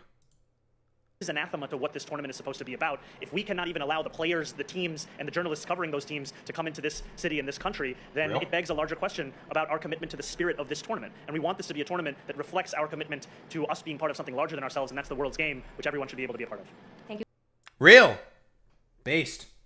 Very, very cool. Unfortunately, there's not really much that Zoran Mamdani can do to, you know, remedy that situation. Unfortunately, the pedophile president is just terrified of fucking black people. Why? I don't know. Take your fucking pick for as to why he's probably terrified of fucking black people, right? I mean, like, again, this is also the same dude who took out a front page ad against the Central Park Five, who got exonerated of their false accusations done by Donald Trump. Yeah, nice fucking meme. But whoa, racist president whose father used to be a part of the fucking Ku Klux Klan might also himself be racist. Who would have fucking thought? Oh, he did play football in the streets of Uganda. I figured he would have known. Well, that makes sense why he's such a big soccer head. Makes a lot of sense. But yeah, I mean, like, what else is there to really say? Oh, the fucking World Cup is a complete shit show because of the pedophilic, avaricious president that's currently in power because he's just afraid of black people. Yeah, he's just afraid of fucking black people. We're calling a spade a spade. It's Occam's fucking razor. It's really fucking easy, okay? He hates black people. He hates migrants. That's really about it. That's always been his whole overall campaign shtick and message throughout the entirety of him being a political fucking entity, is his hatred of fucking immigrants. That's really, really about it. Yeah, true, Cipri. You know, like, Trump released the Epstein files. No one's talking about the Epstein files anymore, but it's just like, okay, guys, look at these UFO files, guys. Woo, UFO files. Woo, JFK files. Woo, woo. It's like, okay, bro, like, nice fucking goddamn meme. Like, we all know that he's just doing this because he's a scared, terrified little man who got a make-believe peace prize from the dumbass fucking president of FIFA for what exactly? Meh, just because of him being a fucking toddler, and he unironically just desired to ruin the World Cup for what reason exactly? Just because he felt like it. Yeah, that's really about it, dude. It's stupid, it's nonsensical, but there are base individuals like Zohar Mamdani who's trying to make that proverbial sort of pain, well, not as bad, coming from the pedophilic, avaricious fucking dumbass president that's currently in power right now, who's literally doing everything possible to make all fucking sporting events happening within the United States significantly fucking worse. Don't think there's really much else to say besides, hey, Trump, release the fucking Epstein files, little bro.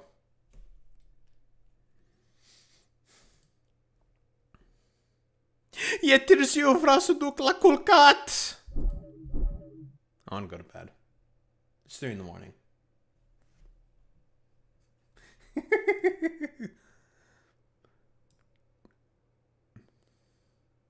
Getirsiu. E 3 dimineața.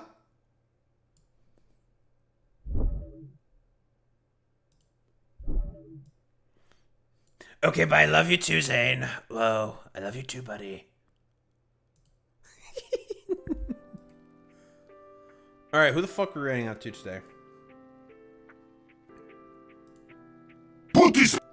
Oh god, reading Romanian. Oh god, reading Romanian at 3 in the morning. Fake news. I know I can speak. Eu pot să vorbesc român. V-a citit sau scris? E altceva.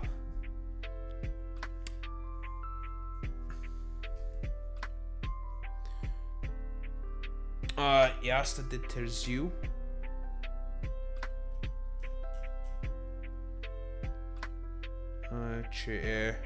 It's so late, it's actually early.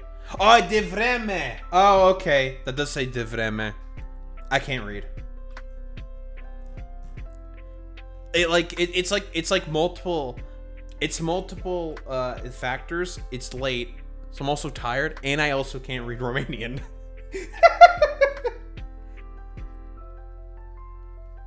Sorry, I don't speak Italian. They're gonna kill you now.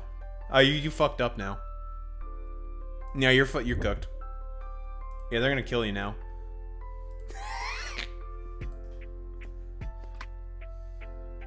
So cooked, dude.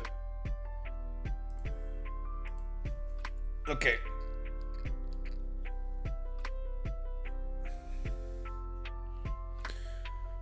Alrighty. Who are we rating out to today? We're gonna rate out to Neurodetergent.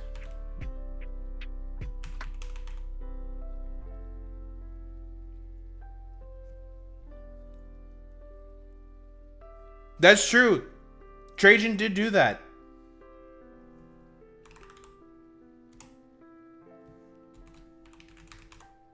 And then it was the Ottomans. The Huns. Now, you know, there's a whole bunch of history. It's complicated. Something, something, the crossroads of the Danube, blah, blah, blah, blah, blah. Nah.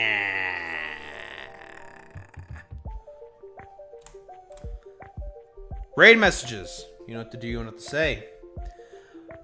If you are a sub, you say that you have been blessed by Romanian Jesus with the transfer with the Daho rate. But if you are a non-sub, you say the wow with the Daho rate. That's how we show appreciation. To those that are in 20K's gamers, I will be back tomorrow and we'll be doing more yapping, more.